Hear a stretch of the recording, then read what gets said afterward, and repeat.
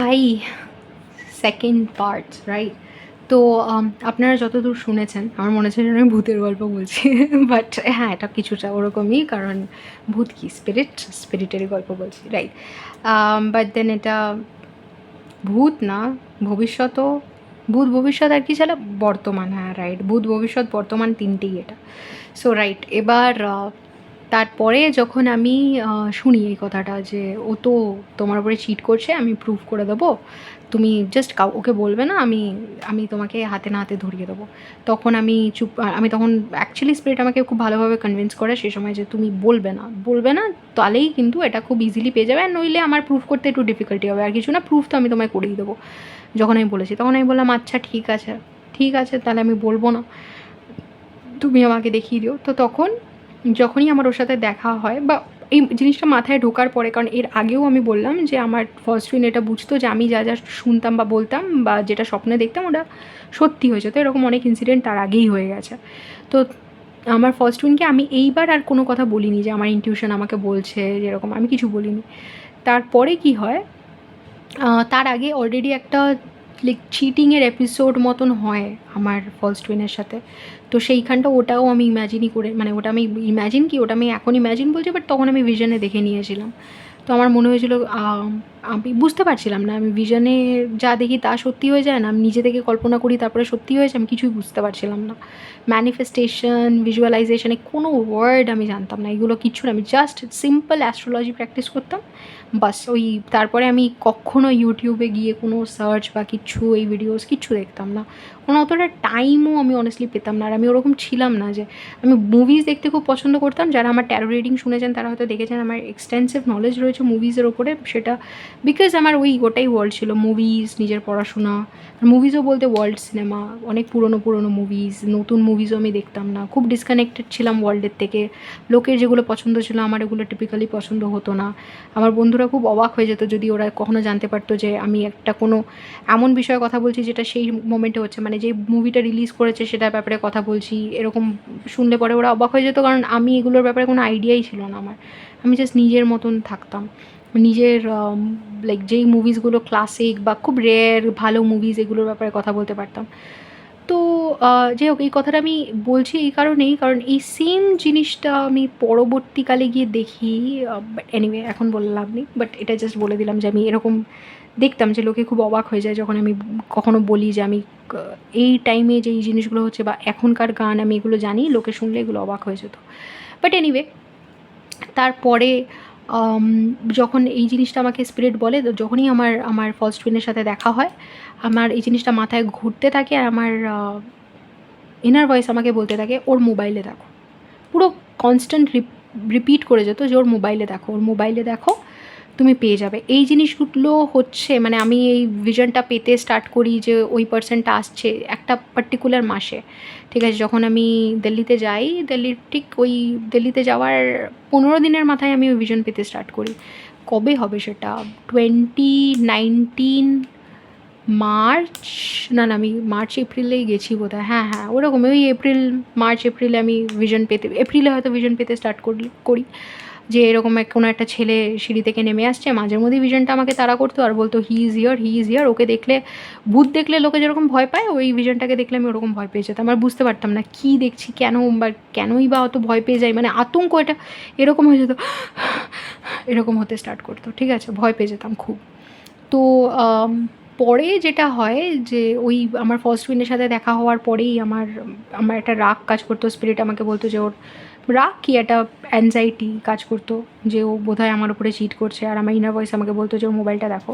তো আলটিমেটলি ওর মোবাইল দেখে আমি কিছু পাইনি, আর ওর মানে এই জিনিসটা ওর মাথায় ঢুকে গেছিলো যে আমি ওর মোবাইল দেখছি। তো ও মানে মোবাইল দেখলে পরে ও বেশ, ওর মুখটা ফ্যাকাশে হয়ে যেত, ও অদ্ভুত একটা বিহেভ করতো। আমি এখন এগুলোকে একদমই এন্ডোর্স করি না, মোবাইল দেখা, চেক করা, এগুলো কখনোই করা উচিত বলে আমি বলছি না, এগুলো একটা ইনসিকিওর রিলেশনশিপেরই ইন্ডিকেশন। বাট তখন আমাকে এই জিনিসটা বলতো যে তুমি ওর মোবাইলেই পেয়ে যাবে, কিন্তু আমি পাইনি কিছু। আলটিমেটলি কী হলো, একদিন যখন ও ওখানেই মানে আমার সাথেই ছিল, আমার কাছে একটা ভিশন আসে যে তুমি, মানে আলটিমেটলি ভিশনটা এমন অদ্ভুতভাবে আসে, আমি আর কী বলবো, মানে যাই হোক, যে আমাকে পুরো দেখানো হয় যে তুমি ওর মোবাইলে এই জায়গাটায় যাও, ঠিক আছে, একটা পাথওয়ে দেখায় যে এইখানে যাও, এই ফোল্ডারে যাও, তারপরে এই ফোল্ডারে যাও, তারপরে এই ফোল্ডারের ভেতরে গিয়ে তার আগেই আমাকে একটা নাম আমার কাছে ফোকাস করা হয়। ওই নামটা কীভাবে ফোকাস করা হয়, যে আমি অনেকবার ওর সাথে দেখা হওয়ার পরে কোনো নাম খুঁজি, কিন্তু মানে ওর মোবাইল খুঁজি, কিন্তু কিছু পাই না। হঠাৎ একদিন আমি যখন দিল্লিতে ছিলাম, তখন আমার সামনে একটা নাম, মানে অ্যাজ ইফ একটা নাম ভেসে ভেসে আসে, মানে ভিশনে আসে। আর আমি ওই নামটা বুঝতে পারি যে কোন নামটা বলা হচ্ছে। ওই নামটা আমি কখনো আমার ফার্স্ট ফ্রেন্ডের মুখে শুনেছিলাম, কিন্তু ওই নামটার যে কোনো সিগনিফিকেন্স আছে আমি বুঝিনি। মানে হয়তো কথায় বার্তায় বা কোনো কিছুতে আমি শুনেছিলাম এই নামটা, বা কোনো দিন চ্যাটে দেখেছিলাম বা কিছু এরকম, যে ও ও ধরছি, মানে ধরে নিচ্ছি। অদ্ভুত বলেই ইনসিডেন্টটা বলছি, নাহলে বলার কোনো মানে হয় না। কি প্রাইভেট লাইফ নিয়ে এত লাইক কথা বলতে চাই। এনিওয়ে, ধরুন নামটা হচ্ছে পূজা। তো আমি নামটা কখনো শুনেছিলাম হয়তো, বাট আমার মাথায় ছিল না ওই নামটা। যখন একদিন আমি দিল্লিতে রয়েছি, ওই নামটা আমার ভিশনে আসে। পরে আমি যখন আমার মোবাইল খুলি, ওই নামটা আমি আবার দেখিও কোনো না কোনোভাবে একটা জায়গায় মেনশন দেখি। তো ওই নামটা না আমার ইনার ভয়েস চ্যাট করে ফোকাস করে আর আমাকে বলে যে এইটা হচ্ছে নামটা। তো তখন আমি জাস্ট আমার ফার্স্ট ফ্রেন্ডকে কল করি, ইমিডিয়েটলি মানে ইমিডিয়েটলি, যে এটা বোঝার জন্য যে এটা কী হচ্ছে, কী পূজা। আমি ফোন করে বলি, হ্যালো, পূজাকে। তখন ও না মানে প্রচণ্ড ঘাবড়ে যায়, আমাকে বলে পূজা কেন, পূজা কী, পূজা কে, পূজা। আমি তখন বলছি, না পূজা বলে কেউ আছে না, পূজা মানে আমি শুনেছিলাম তোমার মুখে। তো পূজা কে, মানে কে, ও কীরকম মানে কী। তখন ও আমাকে বলে, কে না, কোনো না, কে না, আমার তো কোনো কন্ট্যাক্টই নেই, হঠাৎ এটা কেন বললে।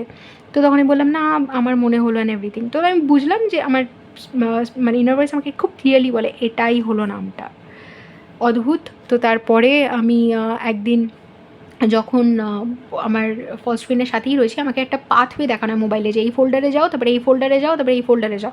ওখানে গিয়ে পূজা PUJA সার্চ করবে না, POOJAA এরকমভাবে সার্চ করবে, যে ওই নামটারই, অ্যাকচুয়ালি পূজা নাম নয়, আমি বলছি ভেরিয়েশন, বলছে যে ওই নামটারই ভেরিয়েশন সার্চ করবে, তখন গিয়ে পাবে। তো আমি এক্স্যাক্টলি ফোনটা নিয়ে ওই পাথওয়ে যেটা আমাকে দেখানো হয়েছিল, আমি ওইটাতেই যাই, ঠিক আছে। ওইটাতে যখন যাই, তখন ফোল্ডার খুলে যায়, আর ওখানে যে একটা প্যারালাল ওর রিলেশনশিপ ছিল, ওইটা তখন রিভিল হয়ে যায়। ওকে, তো এটা ভীষণই প্রাইভেট একখানা লাইক ইনসিডেন্ট। আর আমি জানি এটাতে অনেকগুলো প্রাইভেসি ইনভলভড, বাট দেন মানে অনেকের প্রাইভেসি ইনভলভড, বাট এটা আমি এই কারণেই বললাম কারণ এই জিনিসটা প্রচণ্ড অদ্ভুত। এটা আমি পরে গিয়ে যখন আমি মানে ভেবেছি যে আমাকে পুরো ভেবে দেখুন, মোবাইলের গিয়ে এই ফোল্ডারে যাও, তারপরে এই ফোল্ডারে যাও, এই ফোল্ডারে নেই, এই ফোল্ডারের মধ্যেও রাখিনি, এই ফোল্ডারের মধ্যে রেখেছে কারণ এই ফোল্ডার কেউ খুঁজবে না, এইখানে যাও যেখানে সি ফোল্ডার, ডাউনলোডস, মানে এমন একটা অদ্ভুত জায়গায় জিনিসটা রাখা, আর ওই জিনিসটা আমাকে দেখানো হয় যে ওখানে যাও। তো আমি যাই ওখানে গিয়ে ওটা দেখি, আর আমি পুরো ভেঙে পড়ি দেখে। আর আমি তখনই ফোনটা নিয়ে ওকে জিজ্ঞেস করি যে এটা কে। তখন লাইক যা হয়, মানে অ্যাপোলোজাইজ অ্যান্ড এভরিথিং। বাট আমি তো পুরো ভেঙে পড়ি মানসিকভাবে, যে মানসিক লাইক মেন্টাল, ইমোশনাল সব রকমভাবেই ভেঙে পড়ি। ওইখান থেকে আমার লাইক একদম শিবের দিকে টার্নটা স্টার্ট হয়। এর আগেও আমি শিবের দিকে, যখন আমার শরীর খারাপ হয়েছিল, আমি কখনো খুব কষ্ট পেলে একটা কীরকম একটা টেন্ডেন্সি ছিল আমার শিবার কাছে গিয়ে শিবাকে বারবার শিবাকে আঘাত করে আমি বলার চেষ্টা করতাম, কেন বলো, কেন তুমি আমাকে এখানে পাঠিয়েছো, কেন কেন কেন এরকম করতাম। তো ওই জিনিসটা আবার আমি কয়েকদিনের মধ্যেই আবার দিল্লি চলে আসি ওই ইনসিডেন্টটার পরে। কারণ যখন এই ঘটনাটা ঘটে তখন আমি কলকাতায়, তারপরে আমি দিল্লিতে যাই, প্রচণ্ড কান্নাকাটি করি, প্রচণ্ড কান্নাকাটি। সেটা হচ্ছে প্রায়, মানে আমাকে এই কথাটা বলা হয়েছিল যে তুমি ওর মোবাইলে দেখবে কবে, এপ্রিল 2019, আর আমি যখন এই জিনিসটা জানতে পারি তখন সেপ্টেম্বর অক্টোবর 2019। তখন মানে আমি নিজের বাড়িতে, তখন আমি অলরেডি সেকেন্ড বাড়িতে শিফট করেছি, কারণ আমার দিল্লিতে আমি একটা ইউনিভার্সিটিতে চান্স পেয়ে যাই, আর আমি ইউনিভার্সিটির কাছাকাছি একটা বাড়িতে শিফট করে যাই। তো ওই বাড়িতে আমি প্রচণ্ড কান্নাকাটি স্টার্ট করি। আর তখন আমি আমার সামনে একটা শিবা অন্নপূর্ণার একটা ছবি আর রাধাকৃষ্ণের একটা ছবি ছিল। রাধাকৃষ্ণের সাথে আমি তখন একদমই কানেক্টেড ছিলাম না, ছোটো থেকে আমি কানেক্টেড নই। ইনফ্যাক্ট আমার বাড়িতে শিব পুজো হতো না, কৃষ্ণ পুজো হতো। কৃষ্ণকে তো আমি মানে ভাবতেই পারতাম না ঈশ্বর হিসাবে। আর এটা আমি বলছি, আর বলতেও আমার এখন খারাপ লাগছে, বাট দেন এটাই সত্যি ছিল। কারণ আমি ভাবতাম যে কী মানে বুঝতামই না, রাধাকে ছেড়ে চলে গেছে, তারপরে গিয়ে রুক্মিণীকে বিয়ে করে নিয়েছে, ভালোই তো ছিল, রাধার এত কষ্ট, কী করে মানে ঈশ্বর কী করে এটা করতে পারে, ঈশ্বর এরকম হয় নাকি, এরকম ভাবতাম।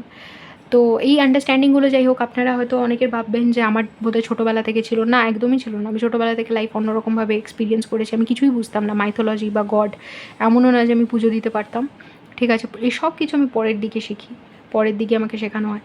তো সেগুলো হাউএভার কৃষ্ণই ধরে ধরে শেখায়, বাট যাই হোক পরে আগে তো এক্সপিরিয়েন্স এরকমই ছিল। তো আমি শিবার কাছে কাঁদি। আর তখন আমার এক্সাম ছিল, আমি যখন জানতে পারি পুরো ঘটনাটার বিষয়ে তার দুদিনের মাথায় আমার এক্সাম। আর যারা একটুখানি পলিটিক্যাল সায়েন্স বা পলিটিক্যাল ফিলসফি নিয়ে মানে জানেন, তারা মিশেল ফুকোর ব্যাপারে হয়তো শুনেছেন। ফুকো ভীষণ ডিফিকাল্ট একটা পলিটিক্যাল ফিলসফার, তার ব্যাপারে আমার লাইক তার উপরে আমার এক্সাম ছিল। ফুকো না পড়ে লেখা সম্ভব নয়, এটা সম্ভব নয়। ফুকো যথেষ্ট লাইক এফার্ট দিয়ে নিজের থিওরি দিয়েছে, আর নিজে এফার্ট না দিলে ফুকোকে বোঝা সম্ভব নয়। তো সে দুদিন পরে ফুকোর এক্সাম ছিল। আমি তো এক্সাম মানে ক্লাসেসও ঠিক করে অ্যাটেন্ড করিনি, কারণ আমি কলকাতায় ছিলাম সেই সময়, কিন্তু তখন দিল্লিতে গিয়েই আমার এক্সাম। আমি অনেকবার ভাবি প্রফেসরকে বলবো যে আমার সাথে কী হয়েছে না হয়েছে। তো তখন আমার কোনো বন্ধু আমাকে সাপোর্ট করে না এই ডিসিশনে, আমাকে বলে যে একদম বলিস না প্রফেসরকে, তাহলে একদম মানে তাদের ফোকাসে চলে আসবে যে তোর পার্সোনাল লাইফটা ডিস্টার্বড, আর তারপরে ওরা মানে নিজের প্রফেশনাল ডিসিশনে এই জিনিসটা ওদের কাজ করবে যে ওর তো প্রফেশনাল লাইফ ডিস্টার্ব, তাহলে ও অতটা ফোকাস করতে পারবে না, তোকে হয়তো কোনো জিনিসে নেবে না বা কিছু এরকম একটা কিছু ওরা আমাকে বলে যে বলিস না, ইটস নট ওয়াইজ প্রফেসরকে বলাটা। কিন্তু আমি তো কিছুই লিখতে পারবো না এক্সামে, তাহলে আমি কী করবো? আমি প্রচণ্ড কেঁদে ফেলি। তখন আমার মনে হয় আমি মানে ওটা বোধহয় আমার লাইফের মানে যেই আর্তনাদটা আমি সেই দিনকে তুলেছিলাম, ওটা বোধহয় আমি এর আগে কোনোদিনও হয়তো ওইভাবে কাঁদিনি, নিজের শরীর খারাপেও নয়। তো তখন আমি কেঁদে গিয়ে শিবাকে বলি যে কেন করলে তুমি আমার সাথে এরকম? দেয়ালে অনেক জোরে জোরে মেরে মেরে বলি কেন করলে বলো? আজ পর্যন্ত তুমি আমার সাথে যা করেছো সব কিছু আমি মানে যা আজ পর্যন্ত তুমি আমাকে যা যা অপরচুনিটিস দিয়েছো সব কিছুর মর্যাদা আমি রাখার চেষ্টা করেছি। কোনো দিনও কোনো অপরচুনিটিকে ফেলনা হতে মানে ফেলে দিইনি। যেটুকু নিজের স্বার্থ, হ্যাঁ হতে পারে আমার সামর্থ্য অনেক কম তোমার অপরচুনিটিসগুলোকে কাজে লাগানোর, কিন্তু আমি নিজের মানে যথার্থ চেষ্টা আমি করেছি। কিন্তু আজকে তুমি আমার সাথে যেটা করেছো, তারপরে তো আমি আর নিজের এক্সামের দাম দিতে পারবো না, এই ডিগ্রির দাম দিতে পারবো না। তুমিই তো করলে আমার সাথে এরকম। তুমি আমাকে একবার, আর তারপরেও আমি কেঁদেছিলাম আর বলেছিলাম যে তুমি আমাকে একবার বলো যে তুমি করেছো, যে তুমি পারমিশন দিয়েছো বলে এটা হয়েছে, তাহলে আমি ক্ষমা করে দেবো। কারণ আমি তোমার কাছ থেকে শুনতে চাই যে এটা তুমি হইয়েছো আমার সাথে। আমি চাই না আমাকে অন্য কেউ এসে বলুক এটা তার ডিসিশনে হয়েছে। তুমি আমাকে বলো তুমি এইটার পারমিশন দিয়েছো, তুমি এরকম তুমি ডিসাইড করেছো তো যে এটা আমার সাথে হবে, তুমি পারমিশন দিয়েছো তো, মানে তুমিই ছিলে না এটার পেছনে, তুমিই আমাকে এতটা হার্ট করতে চেয়েছো। এটা বলবে না যে তুমি করোনি, কারণ তুমি না থাকলে, তুমি পারমিশন না দিলে এটা আমার সাথে হতে পারে না। তো তখন আমি ওকেই মানে শিবাকেই জিজ্ঞেস করি যে কেন করলে বলো? আমি কারোর কাছ থেকে শুনতে চাই না, আমি কারোর কাছ থেকে উত্তর চাই না, তুমি বলো আমাকে কেন তুমি এটা করলে? অনেকবার জিজ্ঞেস করেছি। এবার তখন আমি কাঁদতে কাঁদতে নিচে পড়ে যাই, আর তখন আমি বলি যে আমি কী করবো এবার? আমি কী করবো বলো, আমি কী করবো? তো তখন এখন তো আমার এগুলো ভাবলে কষ্টও হয় না, কারণ আমি বুঝি যে সেই মোমেন্টগুলো কী ছিল অ্যান্ড এভরিথিং। কিন্তু একটা সময় হয়তো ভাবলে কষ্ট হতো। আমি হয়তো ভেবেছিলাম যে জীবনে অনেক মানে পরে এগুলো ভাবলে কষ্ট হবে, কিন্তু অনেস্টলি এখন এগুলো আমার কাছে ভীষণ মেজর ইভেন্টস, যার জন্য আমি অনেক থ্যাঙ্কফুল।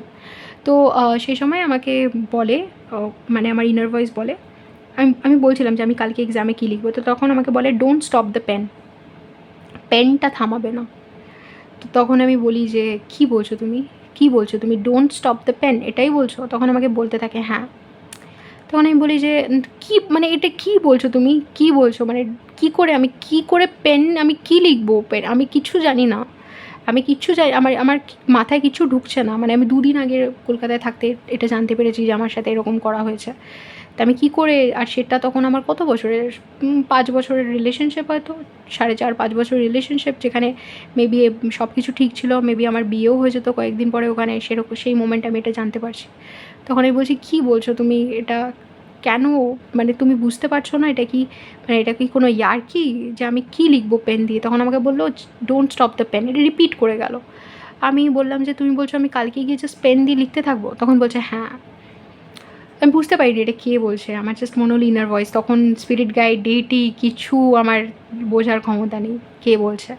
তো আমি কথাটা শুনে অবাক হয়ে যাই, বেডে গিয়ে বসে পড়ি। আর তখন আমি বলি যে আমার তুমি বুঝতে পারছো না, আমার কোনো কিছু লেখার ক্ষমতা নেই। ওদিকে আবার ভেতরে ভেতরে আমার একটা এক্সাইটমেন্টও হতে থাকে যে যদি ম্যাজিক্যালি আমি সব কিছু লিখতে পারি তাহলে কি দারুণ হতো, কিন্তু আমি এটা কী করে লিখবো, এটা আবার হয় নাকি, এটা সম্ভব নাকি। তো আমাকে আশ্বস্ত করে, সে বলে যে জাস্ট কালকে যখন এক্সাম দিতে যাবে পেনটা পুরো পুরো বুঝিয়ে বলে আস্তে আস্তে ভিশনে, যে টেলিপ্যাথিকলি আমরা এই জিনিসগুলো ফিল করি। তো সে আমাকে পুরো বুঝিয়ে বলে যে যেই কোয়েশ্চেনটা যতটা আনসার হওয়া উচিত, মানে 10 মার্কস কোয়েশ্চেনে তুমি জানো যে এতটা আনসার হওয়া উচিত, তো তুমি অতটা লিখবে। কী লিখবে তুমি ওটা ভাববে না, তুমি লিখবে, আর তারপরে ওটা আমার উপরে ছেড়ে দেবে। আর যেটা 5 মার্কসের আনসার, তুমি 5 মার্কসের মতন আনসার দেবে। যে যখন তোমার মনে হবে যে ওইটা হয়ে গেছে, তো ওটা ছেড়ে নেক্সট আনসারটা লিখবে। আমি বলছি তুমি কী বলছো, আমি কিচ্ছু পারি না। তখন আমাকে বললো তুমি জাস্ট যেটা বলছি ওটা করবে, জাস্ট গিয়ে লিখবে, ডোন্ট স্টপ দ্য পেন। আমি মানে অবাক হয়ে যাই। তারপরে ভাবি কি এক্সামে তো লিখতে যেতেই হবে, মানে লিখতে তো হবেই, যদি যাই। কিছু একটা পড়িনি আমি, বই খাতা খুলি কিচ্ছু বুঝতে পারি না। আর তখন যে কাউকে বলবো যে কী লিখবো, কোথা থেকে পড়বো, সেই স্ট্রেংথটাও নেই। মানে তখন আমি কথা বলা বন্ধ করে দিয়েছিলাম প্রায়। আমার বন্ধুরাও জানে, বাড়ির লোকও জানতো, আমি একদম চুপ করে গেছিলাম। জাস্ট কাঁদতাম আর নিজের মতন চুপচাপ থাকতাম। খুব চিন্তিত ছিল আমার বাড়ির লোকও, মানে অনেকবার ফোন করতো, কারণ বাড়িতে ইনসিডেন্টটা জানতো। আমি প্রায় কাঁদতে কাঁদতে বাড়িতেই জানিয়ে দিয়েছিলাম। তো এবার যখন জিনিসটা হয় যে ডোন্ট স্টপ দ্য পেন, আমি সেদিনকে রাতে তো ঘুমিয়েই পড়ি পরের দিন এক্সাম দিতে যাওয়ার সময়, কারণ আমি কিছুই বুঝতে পারছিলাম না, আর কিছুই আমার মাথায় ঢুকছিল না, আর ওই স্ট্রেংথটাও নেই যে পড়বো। ওই মানে আমি কী যে আমার মানে ওই মোমেন্টে কী যে হারিয়ে গেছিলো, কী গেছিলো আমি এখনও ঠিক স্পেসিফাই করতে পারবো না, বাট আমি নিজের মধ্যে ছিলাম না। তারপরে যখন আমি এক্সাম দিতে যাচ্ছি, আমি এই ফটোটার সামনে দাঁড়িয়ে রয়েছি, আমি বলছিলাম যে তুমি কী, আজকে যে আমি কী করবো, তুমি আমায় কোন জায়গায় এনে দাঁড় করালে আমি জানি না। তো তখন সে আমাকে বলছে, আমি তখনও জিজ্ঞেস করছিলাম যে আমি কি এক্সাম দিতে যাবো না। তখন আমাকে বললো যাও, ডোন্ট স্টপ দ্য পেন। তো যাই হোক আমি গেলাম এক্সাম দিতে, কী বলছে ভগবান জানে। গিয়ে তো আমি যখন লিখছিলাম আনসারটা, তখন আরেকটা ফ্রেন্ড ছিল আমার, সেও বলছিল, আমরা তখন দিল্লিতে দুজনই বাঙালি, জাস্ট দুজনই বাঙালি ক্লাসে। তো তখন সে বলছিল যে আমারও প্রিপারেশন খুব খারাপ, খুব বাজে ফেজের মধ্যে দিয়ে যাচ্ছি, মানে তুমি চিন্তা করো না, আমিও একই ফেজের মধ্যে দিয়ে যাচ্ছি। তা I was like okay fine. তা যাই হোক আমি লিখতে বসি, আর ওই যে এক্সামে আমি লিখি আকাশ কুসুম, কী যে লিখি। আমি এখন আকাশ কুসুম কথাটা খুব বলি, বাট তখন বলতাম না। মানে কী যে আমি লিখি আমি জানি না, মানে ওরকম এক্সাম আমি জীবনে দিইনি। মানে ওইটা হয়তো আমার মানে বেস্ট, মানে সরি ওয়ার্স্ট পারফরমেন্স আমি বলে ফেললাম। বেস্ট পারফরমেন্স, মেবি আমার বেস্ট পারফরমেন্স, আমি জানি না। বাট কী যে আমি লিখলাম, ভগবান জানে কী লিখলাম, মানে গড, মানে ওরকম এক্সাম সিরিয়াসলি কল্পনার বাইরে। তো এবার আমি জাস্ট যতটা আমাকে, মানে আমি কখনো কখনো থেমে যাচ্ছিলাম, আর ও আমাকে রিপিট করছিলো যে ডোন্ট স্টপ দ্য পেন, লিখে যাও, যেখানে মনে করছো হয়ে গেছে, এর থেকে বেশি 10 মার্কসের লিখতে নেই, ওখানে স্টপ করো, নেক্সট লেখো। তো আমি তাই করি। আর আমার বন্ধুটা বারবার লিখতে লিখতে আটকে যাচ্ছিলো, আমি বলছিলাম ওর দিকে তাকিয়ে লেখ, এরকমই বলছিলাম। বাট কী মানে কী যে এক্সাম আমরা দিয়েছি। যাই হোক এবার এক্সাম যখন শেষ হয়, বা পরে যখন আমার বন্ধুরাও আস্তে আস্তে বুঝতে পারে যে আমার অবস্থা খুবই খারাপ, আমাকে জাস্ট সান্ত্বনা দেওয়া, ডাকা, মানে ডেকে নিজের কাছে নেওয়া, এগুলো ওরা করছে। বাট যখন আমার পেপারের রেজাল্ট বেরোবে, তখন প্রফেসর আসে, এসে বলে যে লাইক আমাকে বলে যে তুমি আমার ইসেতে এসো, রুমে এসো দেখা করতে। আমি তখন ভাবলাম হ্যাঁ ডেফিনেটলি দেখা তো করতেই হবে, যা এক্সাম দিয়েছি, মানে মেবি আমাকে একটুখানি পার্সোনালি ডেকে ঝাড়তে চায়। আমি ভাবলাম তো ঠিক আছে। তার সাথে আমার বন্ধুকেও বলে যে আরেকজন বাঙালি ছিল, যে তুমিও চলে এসো, কারণ আমরা একই সাথে দাঁড়িয়ে কথা বলছিলাম, যে তুমিও চলে এসো, রুমে কথা হবে। তো আমি বললাম হ্যাঁ ঠিক আছে। তো আমরা যাই রুমে, সে আমার পেপারটা নেয় আর নিয়ে বলে তুমি লিখলে কী করে এত দারুণ, তুমি তো কোনো ক্লাসই অ্যাটেন্ড করোনি। আমি তো ভাবলাম তুমি লিখতেই পারবে না। আমি কথাটা শুনে মানে আমার মনে হচ্ছিল আমি বলছি হ্যাঁ। আর তখন আমাকে লাইক আমার যে ইনটিউশন, সেটা আমাকে তাড়াতাড়ি বলে দেয় যে তুমি কিন্তু এখানে একদম আন্ডার কনফিডেন্ট অ্যাক্ট করো না, তাহলে তোমার প্রফেসরের ডাউট হয়ে যাবে পুরো পেপারটার উপরে, আর তুমি যেটা লিখেছো, আর সে কিন্তু নিজের ইসে করবে, মানে নিজের মার্কস যেটা তোমাকে দিয়েছে বা নিজের অ্যাসেসমেন্ট রিকনসিডার করার চেষ্টা করবে। আমি সঙ্গে সঙ্গে একটা কনফিডেন্ট অ্যাটিটিউড নিয়ে বলছি হ্যাঁ মানে না স্যার, কেন আপনি এটা কেন বলবেন। তখন বলছে যে না, কারণ তুমি তো কোনো ক্লাসে ছিলে না, খুব ইন্টেলিজেন্টলি পেপারটা লিখেছো। আমি জানি কয়েকটা জিনিস তুমি জানো না, কারণ আমি জানি তুমি সেই সময় ক্লাসে ছিলে না, আর আমি এটা বলিনি আমি লাইক এটা one of the best universities যেটার কথা আমি বলছি। আর সেখানে প্রফেসররা মানে লাইক ইনক্রেডিবলি স্মার্ট। আমার কাছে গ্র্যাজুয়েশনে টপ করা যতটা ইজি ছিল, এইখানে টপ করা অতটাই ডিফিকাল্ট। ওখানে সত্যি পড়াশোনা করে টপ করতে হতো, ওটা মানে এক রাতের পড়াশোনায় কিছু হওয়ার নয়। কারণ ওখানে সত্যি স্টেটসের বেস্ট, মানে আমি একা টপার ছিলাম না, অনেক স্টেট, মানে আমি তো ওয়েস্ট বেঙ্গল থেকে ছিলাম, আরও অনেক স্টেট থেকে ওখানে টপার্সরাই ছিল। তো এবার যাই হোক, ওইখানটা আমি কোনো লাইক স্পেসিফিকেশনে যাচ্ছি না কি কোন ইউনিভার্সিটি কী বৃত্তান্ত, যাওয়া উচিতও নয় হয়তো। এবার তারপরে ওইখানটা লাইক প্রফেসর তো ভীষণ ইন্টেলিজেন্ট, ধরেও ফেললো যে আমার প্রিপারেশন নেই, আমাকে কয়েকটা স্পেসিফিক কোয়েশ্চেন করছে যে বলো তো এটা কী ওটা কী। তখন আমি বলতে পারছি না, তখন আমি বলি আমি জানি তো তুমি জানো না, কিন্তু তুমি এত ইন্টেলিজেন্টলি আনসারগুলো করেছো, মানে যেইটুকু লিখেছো ওইটুকুর মধ্যে একটা কিছু ভুল ধরা যাচ্ছে না, মানে যেইটা জানো না ওইটা মেনশনই করোনি, আর যেটা জানো এত সুন্দর লিখেছো, তোমার অবভিয়াসলি রাইটিংও খুব সুন্দর যার জন্য তুমি বেরিয়ে গেলে, কিন্তু আমি জানি তোমার প্রিপারেশান, এরকম করে বলছে। আর আমি হাসছি আর বলছি কেন স্যার আপনি কেন আমাকে এরকম ভাববেন, অবভিয়াসলি মানে আপনি আমার এটা বিশ্বাস করেন না যে আমি ভালো করতে পারি, এটা ভেবে আমার খুব খারাপ লাগলো। এগুলো একদমই আমার সত্যি মানে কোনো এগুলো আমার সত্যি মানে সত্যিকারের কিছুই ফিল হতো না, বাট আমি বলে দিচ্ছি আর কি। তার মাঝখানে যে জিনিসটা হয় সেটা হচ্ছে আমার মধ্যে একটা অদ্ভুত চেঞ্জ আসে তার আগে থেকেই, মানে এই ফলস টুইনের ব্যাপারটা জানার আগে থেকেই, মানে 2019 আমি বলছি যে আমি দেখতে স্টার্ট করি ওই যে একজন আসছে, হি ইজ হিয়ার 2019 মার্চ এপ্রিলে। জুন ফোন থেকে আমার মধ্যে একটা অদ্ভুত চেঞ্জ আসে যে আমি একদম ইন্ট্রোভার্টেড ছিলাম, সেটা থেকে আমি একদম এক্সট্রোভার্টেড হয়ে যাই। ক্লাসে প্রত্যেকটা জিনিসের আনসার দেওয়া, সবসময় কথা বলা, সবসময় একটা দারুণ হাই এনার্জিতে থাকা, এইসব ফিল করি। আর কনস্ট্যান্টলি এটাও দেখতে থাকতাম যে কেউ একজন আসছে, আর আমার ইনটিউশন বলতো হি ইজ হিয়ার।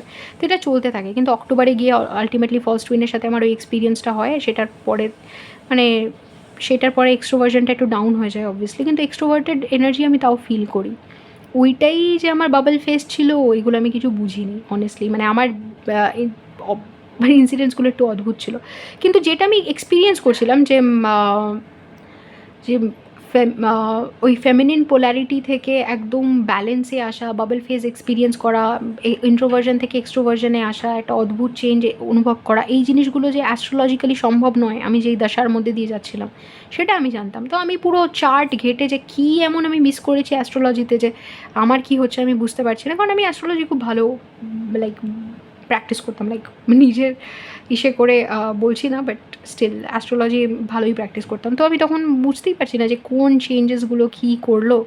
আমি এরকমভাবে কোনো চেঞ্জ ডিটেক্ট করতে পারবো না, কারণ এরকম অনেকবার হয়েছে যে আমি অ্যাস্ট্রোলজিক্যালি অনেকগুলো কম্বিনেশনস গিয়ে যারা আমাকে অ্যাস্ট্রোলজি শিখিয়েছে তাদেরকেই বলতাম যে এই কম্বিনেশনসে এরকম এরকম হয়, নিজেই অবজার্ভ করে, কিন্তু সেই চেঞ্জে কেন কম্বিনেশন কী হলো আমি কিছুই বুঝতে পারছি না।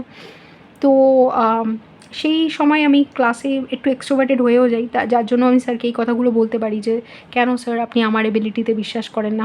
আগে হলে হয়তো আমি এই কথাগুলো বলতামই না, কারণ আমি সারা জীবন ইন্ট্রোভার্টেড ছিলাম, গিয়ে ইউনিভার্সিটিতে এক্সট্রোভার্টেড হয়ে যাই ওই পিরিয়ডে। আমার ইউনিভার্সিটি ক্লাস স্টার্ট হয় 2019 জুন, তখন থেকে অক্টোবর সেপ্টেম্বরে যতদিন না এই লকডাউন হচ্ছে ওই সময়টা।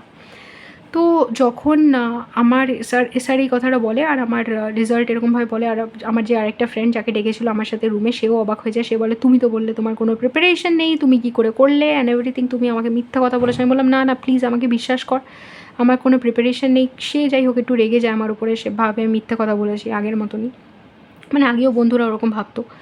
এবার তারপরে আমি রুমে যাই, রুমে গিয়ে এবার আমি কনভিন্সড যে এটা অন্য কেউ, এটা তো অন্য কেউ, এটা আমি নই। সেই দিনকে আমার কত বয়স তখন, মেবি 25 কি 26, 25 একটু বেড়েছে, মানে 25-এর থেকে একটু বেশি।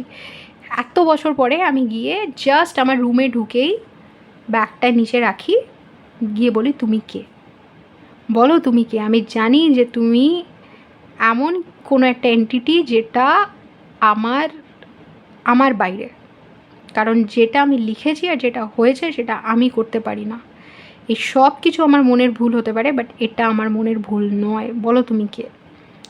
তো তখন সে আমাকে বলে যে আমি এতদিন পরে তুমি আমাকে জিজ্ঞেস করছো যে আমি কে, কেন জিজ্ঞেস করছো আমি কে, এটা কি তুমি নিজে জানার জন্য জিজ্ঞেস করছো, না লোককে এই গল্পটা শোনানোর সময় আমাকে কোনো একটা আইডেন্টিটি দিতে হবে তার জন্য জিজ্ঞেস করছো। আমি তখন অবাক হয়ে যায় কথাগুলো শুনে, কারণ আমি তো এক্স্যাক্টলি এটাই ভেবেছিলাম যে কাউকে বললেও তো বিশ্বাস করবে না যে আমি কার কথা বলছি, তার থেকে আমি জেনেই নি এটা কে। তখন আমি বলছি যে না মানে তুমি আমায় বলো যে তুমি কে। তখন আমাকে বলল যে আমি তো তোমার সাথে ছোটোবেলা থেকে আছি, তাহলে আজকে কেন প্রশ্নটা করছো? তখন আমি বললাম যে আমি এতদিন তো বুঝতে পারিনি, কারণ এতদিন তো আমার সাথে এরকম একটা কোনো ঘটনা ঘটেনি। তখন আমাকে বলছে ছোটোবেলা থেকে আমি যে তোমাকে গাইড করে আসছি, ছোটোবেলা থেকে আমি যে তোমাকে দেখে রেখেছি, ছোটোবেলা থেকে আমি তোমাকে সব কিছু বলেছি, ছোটোবেলা থেকে আমি তোমার সাথে ছিলাম, তোমার আজকে মনে হচ্ছে আমি তোমার সাথে ছিলাম? তখন না আমি আস্তে আস্তে তখন ছোটোবেলার সব কিছু আমার মাথায় আসতে থাকে। তখন আমি বললাম যে ছোটোবেলা থেকে তুমি আমার সাথে আছো? তখন আমাকে বলছে আমি না তো কে আছে, কে তোমাকে এগুলো শিখিয়েছে, কে তোমাকে? তখন আমি বলছি হ্যাঁ সত্যি তো, এগুলো তো সব আমার ইনার ভয়েস আমাকে শিখিয়েছে, এটাই তো। তখন আমি বলি কে তুমি, বলো কে তুমি, কেন তুমি আমার হেল্প করছো? এটা আমি আগেও জিজ্ঞেস করতাম, কারণ অনেক আমি বলেছি যে অনেক সময় গ্র্যাজুয়েশনেও আমি এক্সামে এরকমভাবে টপ করেছি, এমন এমন ইনসিডেন্ট হয়েছে যেটা হেল্প ছাড়া সম্ভব হতো না। সে আমাকে কয়েক সময় বলে দিত যে এটা এইভাবে করো, এইভাবেই তুমি এটা থেকে বেরোতে পারবে, অনেক প্রবলেমসে আমাকে বলে দিত। আমি ভাবতাম ওটা আমারই মনের গাইডেন্স, কিন্তু সে আমাকে স্পেসিফিক্যালি বলে দিত যে এটা এইভাবেই হবে। তো আমি তখন এটা যে অন্য কোনো এন্টিটি, কোনো অন্য আইডেন্টিটি আছে, আমি এটা বুঝতেই পারিনি। তো তারপরে যেটা হয় হলো, মানে যেটা হয় সেটা হচ্ছে যে আমি মানে বুঝে যাই যে হ্যাঁ এই এন্টিটিটা মানে কিছু একটা আছে যেটা আমার বাইরে। তখন আমি বলি যে কেন তুমি আমাকে হেল্প করছো? তখন আমাকে মানে এটার কি রিজনটা কি, আমাকে কেন হেল্প করছো? তখন আমাকে বলে যে তুমি জানো না তুমি কে, এটা ছোটোবেলায় আমাকে অনেকবার আগে বলেছে। তখন আমি বললাম যে তাহলে তুমি আমায় বলো, এটা তো তুমি আমাকে বলেই আসছো যে আমি জানি না আমি কে, আমি জানি না আমি কে, তাহলে আমাকে বলো আমি কে। বলছে হ্যাঁ তোমার সময় এসে গেছে এটা জানার যে তুমি কে, আমি তোমাকে বলবো এবার তুমি কে। আর তুমি মানে এইবার তোমাকে আর এইটা জানার থেকে কেউ আটকাতে পারবে না, ওই সময়টা এসে গেছে। তখন আমি বললাম ঠিক আছে বলো। বলছে না এখনই না। আমি বললাম আবার কবে? বলছে এই তো এসে গেছে এসে গেছে। এবার স্পিরিটের এসে গেছে মানে সেটা 1 বছর না 2 বছর না 5 বছর কেউ বলতে পারে না। তখন আমি বললাম কী মানে এসে গেছে মানে কি? যাই হোক, আমি তখন সে আমায় আশ্বস্ত করে যে আমি তো ছোটোবেলা থেকে তোমার সাথে আছি, কোনো দিনও কোনো ক্ষতি করিনি। তাহলে তুমি আজকে এই জিনিসটা ভরসা রাখো যে আমি তোমাকে ঠিক বলবো, ঠিক আমি তোমায় গাইড করবো। তখন আমি একটু আশ্বস্ত হই, কিন্তু তাও আমার মনে ওই কষ্টটা ছিল যে আমার সাথে যেটা হয়েছে, কারণ রেজাল্ট বেরোচ্ছে আমি জানতে পেরেছি আমার আমার লাইক আমার ফার্স্ট ফ্রেন্ড চিট করেছে। মেবি 1 সপ্তাহ হয়েছে, 1 সপ্তাহ কি মেবি 10 দিন হয়েছে, তখনও আমি যথেষ্ট কান্নাকাটি করছি অ্যান্ড এভরিথিং। আমার যথেষ্ট কষ্ট হতো। তো আমি মানে আল্টিমেটলি একটা টাইমে বসে বসে কাঁদছিলামই। তখন ওই ভয়েসটা আমাকে বলে যে দেখো, আর তখন আমি ভয়েসটার কথাগুলোকে খুব সিরিয়াসলি নিতে স্টার্ট করি। এর আগে আমি অত সিরিয়াসলি নিইনি, সেই ফুকো ইনসিডেন্টের আগে। ফুকো খুব সিরিয়াস, আর আমার সাথে যে ঘটনাটা ঘটিয়েছে সেটাও খুব সিরিয়াস। আমার খুব ফেভারিট থিঙ্কার ফুকো। তো এবার তখন আমি সেই ঘটনাটা মানে ভয়েসটা আমাকে বলে যে আমি যখন কাঁদছিলাম আমার ভয়েসটা আমাকে বলে যে দেখো, তুমি এত কান্নাকাটি করছো যে তোমার সাথে এরকম হয়ে গেল, কেন হলো, তুমি কী করে সহ্য করবে? তুমি এটা ভেবে দেখো তো যে আমি যদি তোমাকে না বলতাম যে মোবাইলে এখানে যাও, এখানে যাও, এই তারপরে এই ফোল্ডারে যাও, তুমি কি জানতে পারতে যে এটা কোথায় আছে? তখন আমি তখন বলছি না আমি তো জানতে পারতাম না। তখন আমাকে বলছে তুমি এইটা নিয়ে কান্নাকাটি করছো, তোমার সাথে এটা কেন হলো? তুমি এইটা বুঝতে পারছো না যে কি অদ্ভুতভাবে তুমি জানতে পারলে, এটা যে একটা মিরাকল, তোমার যে জানার কথাই না, তোমার সাথে যে প্রতিনিয়ত ম্যাজিক হচ্ছে তুমি এটা বুঝতে পারছো না? আমি তখন অবাক হয়ে যাই, বলে হ্যাঁ সিরিয়াসলি আমার তো এটা মানে এত কষ্টে আমি পেয়েছিলাম ইনসিডেন্টটা থেকে, আমার এটা মাথা থেকেই বেরিয়ে গেছে যে কি অদ্ভুতভাবে আমি জানতে পেরেছি। তো তখন আমি বলছি হ্যাঁ এটা তো আমার জানার কথা না। তো তখন আমাকে বলছে যে এই ঘটনাগুলো যে ঘটাতে পারে সে আর কী করতে পারে ভেবে দেখো, মানে এই ঘটনাগুলো আমি তোমার সাথে ঘটিয়েছি মানে আমি আর কী করতে পারি ভেবে দেখো।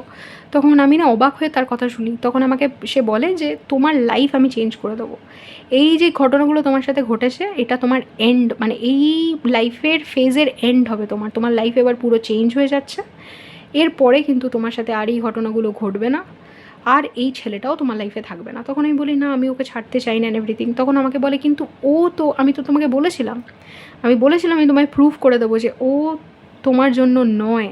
তুমি বলো আমাকে, তুমি যে মানে আইডিয়াল হাজব্যান্ড যাকে চাও, এই কি সেই পার্সনটা? এরকম হাজব্যান্ড চেয়েছিলে তুমি যে এরকম করে তোমার সাথে?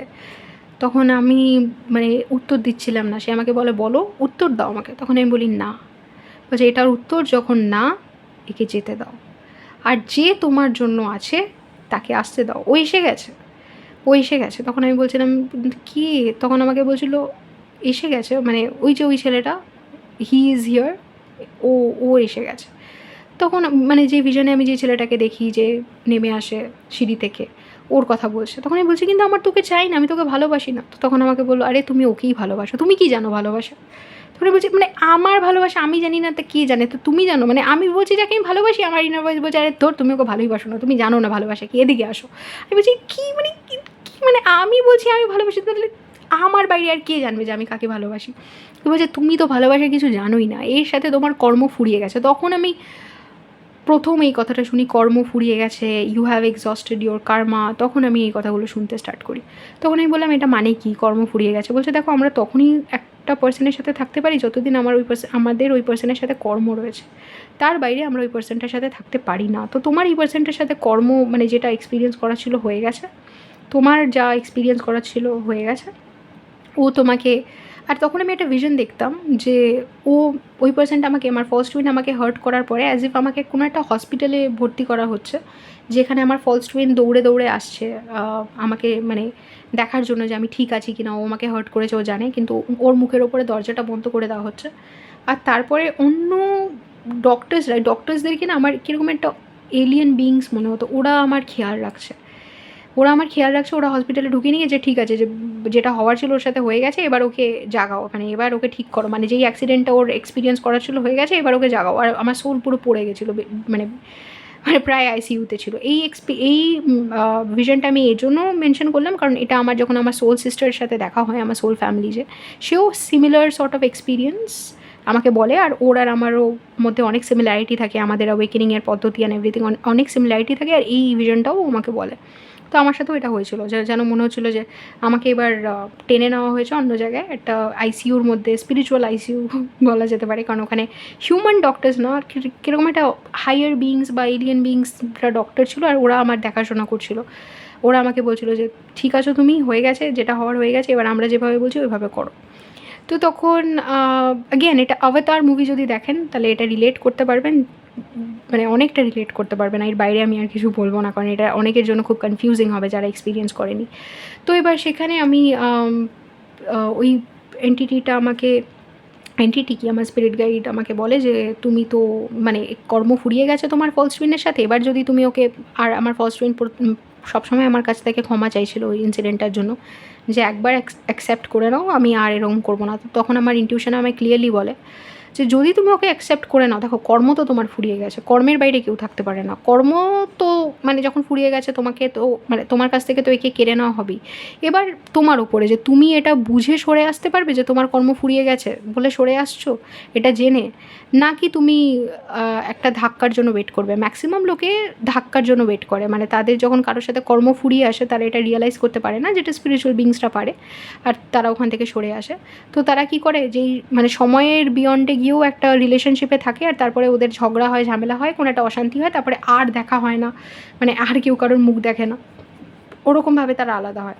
তখন আমাকে বলে তোমার তো এইটার মধ্যে দিয়ে যাওয়ার দরকার নেই, তুমি তো আমার কাছ থেকেই জেনে নিচ্ছ যে তোমার কর্ম ফুরিয়ে গেছে। তো অন্য অর্থের যে লোকেদের যে ঝগড়াটা দরকার পড়ে, ওরা ভাবে ঝামেলা হয়েছে বলে কথা বলছি না, বাট অ্যাকচুয়ালি তো কর্ম নেই বলে কথা বলছে না। তো এবার কর্ম যেখানে থাকবে সেখানেই ইনভলভমেন্ট হবে, যেখানে কর্ম নেই ওখানে ইনভলভমেন্ট নেই। তো তুমি যখন জেনে গেছো কেন রয়েছো, এবার যদি তুমি এখান থেকে না সরে যাও তাহলে আমি সরিয়ে দেবো, আর ও তোমাকে তখন অনেক হার্ট করে সরবে। যদি তুমি মানে এই হার্টটা নিতে চাও তো নাও, আর যদি না নিতে চাও তো সরে আসো। তখন আমি এটা বিশ্বাস করতে পারি না, আমি বিশ্বাসই করতে পারছিলাম না। অ্যাগেন আমি আমার ইনটিউশনকে বিশ্বাসই করতাম না। 25-26 বছরের না বিশ্বাস করার এক্সপিরিয়েন্সে আমি একদম তুখর ছিলাম। মানে মানে আমার প্র্যাকটিস হয়ে গেছিলো ইনটিউশনকে ইগনোর করার।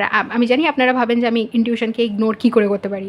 তখন আমি লাইক অন্যরকম ছিলাম, আর আপনারা হয়তো রিলেটও করতে পারবেন আমার সাথে অনেকটা, কারণ আমরা সবাই এটা করেই বড় হই, আর এটা করেছি বলেই আই থিঙ্ক আমি এত রিলেট করতে পারি যে ইনটিউশনকে ইগনোর করা কী হতে পারে, কনসিকুয়েন্স কী হতে পারে, সবই তো স্পিরিট গাইড বলেছে একটা সময়।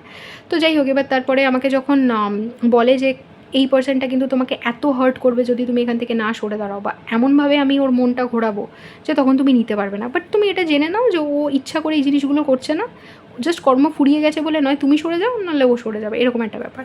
তখন আমি বিশ্বাসই করি না যে ও ওখান থেকে সরে যেতে পারে, বা আমার ফলস টুইন সত্যি আমার দিক থেকে মন ঘুরে যেতে পারে। আমার তখন আবার মনে হয় আমার ইনটিউশন ভুল বলছে বা আমার ইনটিউশনের কথা আমার শোনা উচিত না, মানে শুনতেও পারতাম না। আমি খুব উইক একটা ফ্রিকোয়েন্সিতে ছিলাম তখন। আমার জাস্ট মনে হচ্ছিলো মেবি আমার একবার ক্ষমা করে দেওয়া উচিত। আর আমি তখন আমার ইনটিউশনকে, মানে যেটা আমার স্পিরিট গাইড, সেটা তাকে আমি বলছি, ইনার ভয়েসকে, যে এরকম হতে পারে না যে যেই ছেলেটার কথা তুমি আমাকে বলছো যে আমার হাজব্যান্ড আসবে অ্যান্ড এভরিথিং, সে না এসে এই পার্সনটাকেই আমি আমার হাজব্যান্ড হিসেবে পাই। একে তো আমি 4-5 বছর ধরে চিনিও, মানে তাহলে আমার অন্য হাজব্যান্ডের কী দরকার? আমি তো হাজব্যান্ডকে ভালোবাসি না। তখন আমার স্পিরিট গাইড হাসছে আর আমাকে বলছে যে তুমি জানো তুমি কার ব্যাপারে কী বলছো? আমার স্পিরিট গাইড সবসময় আমার এই ব্যাপারটাকে, যে অন্য একটা ছেলে আছে তোমার জন্য, তাকে খুব সম্মান করে, যবে থেকে ওর কথা আমাকে বলেছে খুব সম্মান করে তার কথা বলতো আমায়। তখন আমার তো কোনো সম্মান আসতো না। আমি ভাবতাম যে নেই, মানে যাকে আমি দেখিনি, কী বিত্তার, কী বলছে অন্য একটা ছেলে আছে, আমি তাকে কী সম্মান করবো, মানে কী বলছে, কী মানে ইউটিউব থেকে শুনলেও একটা হিউম্যান বিংয়ের থেকে শোনা হয়, মানে মানুষের থেকেও শুনলে একটা মানুষের থেকে শোনা হয়। আমার নিজেরই ইনার ভয়েস আমাকে বলছে, কী মানবো আমি? আর আমাকে বলছে যে তুমি ওকে কী ভালোবাসো তুমি জানো না। তখন আমি ঠিক বুঝতে পারতাম না কথাটা। তো যাই হোক, আমি আমার তখন ছাড়িনি আমার ফলস টুইনকে। আর তখন আমার স্পিরিট গাইড আমাকে বললো, মানে ইনার ভয়েস আমাকে বলছে যে, তখন যে এটা স্পিরিট গাইড আমি জানি না, তখন আমার ইনার ভয়েস আমাকে বলে যে এবার যখন এ তোমাকে ছাড়বে, কারণ ছাড়বে তো ডেফিনেটলি, কর্ম নেই, ও তোমার সাথে থাকতে পারবে না, তখন কিন্তু তুমি আমার কাছে কাঁদতে কাঁদতে আসবে না যে কেন ছাড়লো, কেন আমায় এইসব উল্টোপাল্টা কথা বলছে। আমি কিন্তু পরিষ্কার তোমায় বলে দিলাম যে তুমি ছাড়ো, নাহলে ও যাবে, মানে ও ছাড়বে তোমাকে। আমি তখন কিছু বলিনি, আমি চুপচাপ ছিলাম। আমি তখন এই কথাগুলো আমার ফার্স্ট ফ্রেন্ডকে বলে দিয়েছি যে দেখো, ওই ইনার ভয়েসটা যে আমাকে এই সব কিছু বলেছিল না, যে আমাকে সব কিছু বলে দিয়েছিলো, সে কিন্তু এই কথাটা বলছে যে তুমি নাকি এরকম এরকম করবে, আমাকে ছেড়ে দেবে। আমি ভয়ে বলে দিয়েছিলাম কথাগুলো, কিন্তু সে কতটা বিশ্বাস করেছিল আমি জানি না। সে আমাকে আলটিমেটলি বলেছিলাম কি না আমার মনে নেই। আমার ইনার ভয়েস আমাকে এটাও বলেছিল যে ওর অনেক বাজে, মানে অনেক যে বাজে এক্সপিরিয়েন্সেসগুলো হবে just because of this Karma. যা যা শুনেছিলাম ভয়ে বলে দিয়েছি।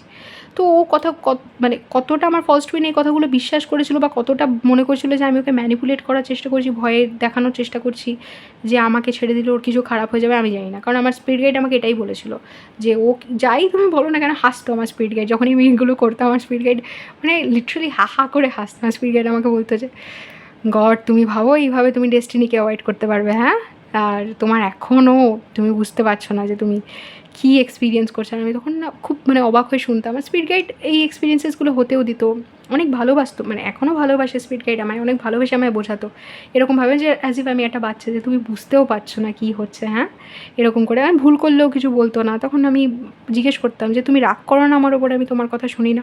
তখন আমাকে বলছে যে কে বলেছে তুমি আমার কথা শোনো না? তুমি শোনো তো আমার কথা, তুমি জানো আমার কথা পুরোটা শোনাটা কত ডিফিকাল্ট। মানুষ কতটা ডিফিকাল্টির মধ্যে থাকে, তারা কিচ্ছু বুঝতে পারে না, এইসব স্পিরিচুয়াল গাইডেন্স ইনসাইট এগুলো কিচ্ছু বুঝতে পারে না, এই জন্যই তো আমি এতবার রিপিট করি। তখন আমি বলি যে তুমি বুঝতে পারো যে আমি বুঝতে পারি না? বলছে হ্যাঁ বুঝতে পারি, আর এটাই তোমাকেও একদিন বুঝতে হবে যে হিউম্যান বিংসরা এটা বোঝে না। তো যখন তুমিও ওদেরকে বোঝাবে, তুমিও এই আন্ডারস্ট্যান্ডিংটা ওদের প্রতি রাখবে যেটা আমি তোমার প্রতি রাখি। কারণ তুমি যেই গাইডেন্সটা ওদেরকে দেওয়ার চেষ্টা করছো, ওরা কিন্তু বুঝবে না, বিকজ ওদের ওটার ক্ষমতা নেই। তখন আমি অবাক হয়ে শুনতাম তার কথা। আমি বলতাম তোমার পুরো আন্ডারস্ট্যান্ডিং আছে যে আমি তোমার কথা বুঝি না, আমি তোমাকে ইগনোর করি অ্যান্ড এভরিথিং? তখন আমাকে বলতো হ্যাঁ পুরো। তখন আমি বলতাম যে তাও তুমি আমাকে বলো। ও বলতো হ্যাঁ। তখন আমি বলতাম কেন বলো তুমি আমাকে, কেন, why don't you give up on me, কেন তুমি আমাকে ছেড়ে চলে যাও না? তখন আমাকে বলতো যে কারণ আমি তোমাকে ভালোবাসি। আর এই কথাটা শুনলেই আমার কান্না পেয়ে যেত। যে তখন আমি মানে মানে প্রায় কান্না পেয়ে যেত। আমি বলতাম তুমি আমাকে ভালোবাসো, আর আমি কী করি তোমার জন্য? আমি তো কিছুই করতে পারি না তোমার জন্য, মানে তুমি। তখন আমাকেও বোঝাতো বলে যে কী বলছো তুমি আমার জন্য, কী করোনি বলো তো, কী এমন আছে তুমি আমার জন্য করোনি? তখন আমি বললাম যে কিছুই তো করিনি আমি তোমার জন্য, দেখো তুমি আমায় কত কিছু বলেছো, আমি তো কিছুই করিনি।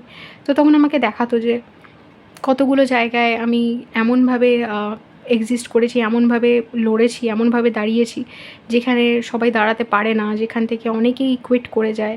আমি তার কথা শুনে কতবার লেগে থেকেছি, কতবার পালিয়ে যাইনি, কতগুলো এক্সাম দিতে গেছি শুধু তার কথা শুনে, যেটা থেকে আমার ওয়ার্ল্ডে যে জিনিসগুলো পাওয়ার ছিল ওগুলো আমি পেয়েছি। আমি এক্সামের সময় একটা কথা জিজ্ঞেস করতাম যে তুমি যে আমাকে এরকম হেল্প করো, বা তুমি আমায় জোর করে এক্সাম দিতে পাঠাও, তারপরে এই জিনিসগুলো হয়ে যায়, কেন হেল্প করো তুমি আমায়? আমার অনেক বন্ধুরা আছে যারা মার্কসের জন্য অনেক ক্রেজি ছিল, আমি অতটা ক্রেজি ছিলাম না, তো তুমি ওদেরকে কেন মার্কসগুলো দাও না, আমায় কেন দাও? আমি তো চাইও না। তো তখন আমাকে বলতো যে তুমি জানো না তুমি কে, তোমার যদি সব মনে পড়ে যায় তাহলে মানে তুমি মানে তোমার সাথে কম্পিট করার লেভেলে কেউ থাকবে না। তো এই কথাগুলো আমাকে বলতো। যাই হোক, আমি এগুলো মানে অ্যাগেন আমি আমার মাসেল ফ্লেক্স করার জন্য কিছুই বলছি না, মানে সে বলতো এই কথাগুলো, তো তখন আমি শুনতাম আর তখন আমাকে মনে করাতো যে দেখো কত এরকম জায়গা আছে যেখানে তুমি শুধু আমার জন্য দাঁড়িয়েছিলে বা আমি বলেছি বলে তুমি গেছো। তখন যখন বোঝাতো, মনে করাতো, তখন আমাকে বলতো যে একটা মোমেন্টের জন্যও নিজেকে এটা এটা মনে করবে না যে তুমি লড়োনি, তুমি যবে থেকে এসছো তবে থেকে তুমি লড়েছো, ঠিক আছে? তো তখন যখন মনে করাতো আমি আমি বুঝতাম যে হ্যাঁ আমি লড়েছি, আমি দাঁড়িয়েছি অ্যান্ড এভরিথিং। তখন আমাকে বলতো এটা ইজি নয়, যদি ইজি হতো তাহলে আমি আসতাম না তোমার কাছে, আমি আমি করতাম না তোমায় গাইড, এটা অনেক হার্ড।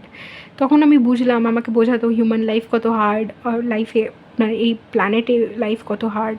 অ্যান্ড আমি তখন আস্তে আস্তে বুঝলাম যে সবাই কিসের মধ্যে দিয়ে যায়। আমাকে তখন বলে যে তোমাকে যখন আমি এগুলো শিখিয়ে দেবো তোমাকে শেখাতে হবে সবাইকে, তোমাকে বোঝাতে হবে। তখন আমি শুনতাম কথাগুলো, বাট যাই হোক তারপরে আলটিমেটলি স্পিরিটের সাথে তো কমিউনিকেশন স্ট্রং হলোই ওই ফুকোর ইনসিডেন্টটার পরে।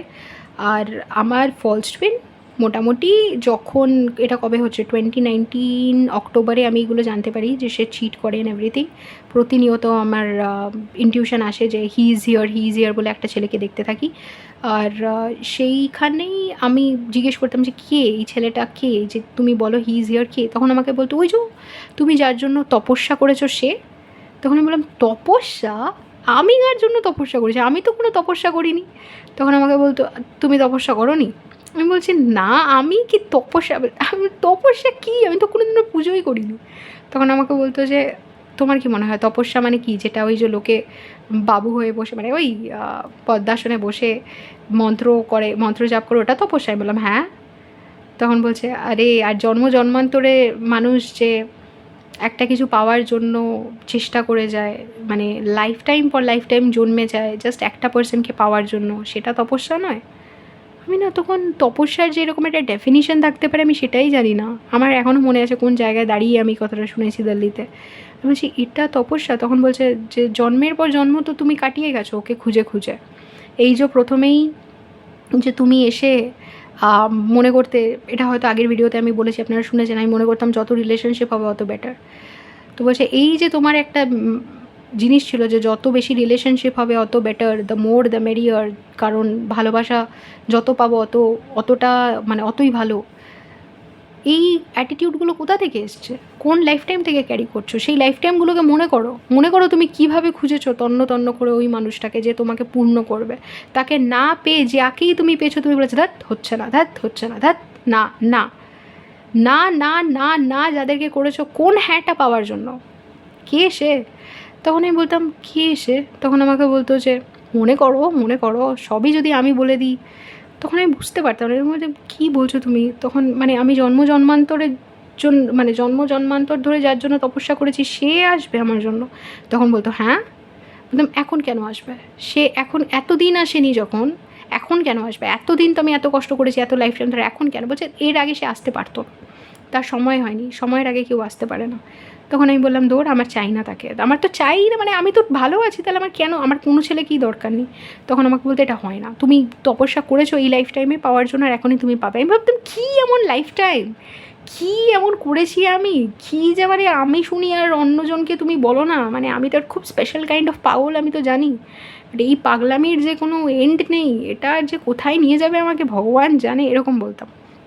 তো তারপরে কোনো লাইক আন্ডারস্ট্যান্ডিং সিরিয়াসলি আমার ছিল না। তো এটা আমাকে খালি বলতো যে যার জন্য তুমি তপস্যা করেছো সে এসে গেছে, হি ইজ হিয়ার বলতো। এবার যাই হোক তারপরে আমি লাইক অক্টোবর 2019 পরে যখন আমি শুনি যে আমার লাইক ইনার ভয়েস আমাকে বলে তোমার বা ফার্স্ট টুইন, কিন্তু ফার্স্ট টুইন বলে না, মানে ওই যে যার সাথে তুমি রয়েছো সে কিন্তু তোমাকে ছেড়ে যাবে, আমি বিশ্বাস করি না। তারপরে আই থিঙ্ক যখন লকডাউন হচ্ছে তার আগে, ইন্ডিয়াতে লকডাউন হওয়ার আগে আমি দিল্লিতে কয়েকদিনের জন্য গেছি আর সবাইকে বলতে স্টার্ট করেছি দেখ প্রত্যেকটা কান্ট্রি লকডাউন করেছে, ইন্ডিয়াও করবে।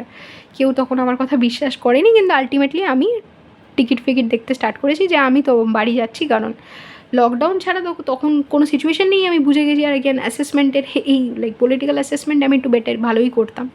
তো তখন আমি অলরেডি বাড়িতে আসার প্রিপারেশনে রয়েছি। সামহাউ কোনো মতে কয়েকদিনের জন্যই গেছিলাম দিল্লিতে, ওখানেই মানে ওই দিল্লি থেকে আমি চলে আসি ডেমনিক অ্যাট্যাকের জন্য। যারা শুনেছেন আমার ডেমনিক অ্যাট্যাকের লাইক স্টোরিটা, ওটা ডেমনিক অ্যাট্যাক কেন হয় কোনো ইস্যুতে গল্প, মানে কোনো একটা ভিডিওতে বলে দেবো।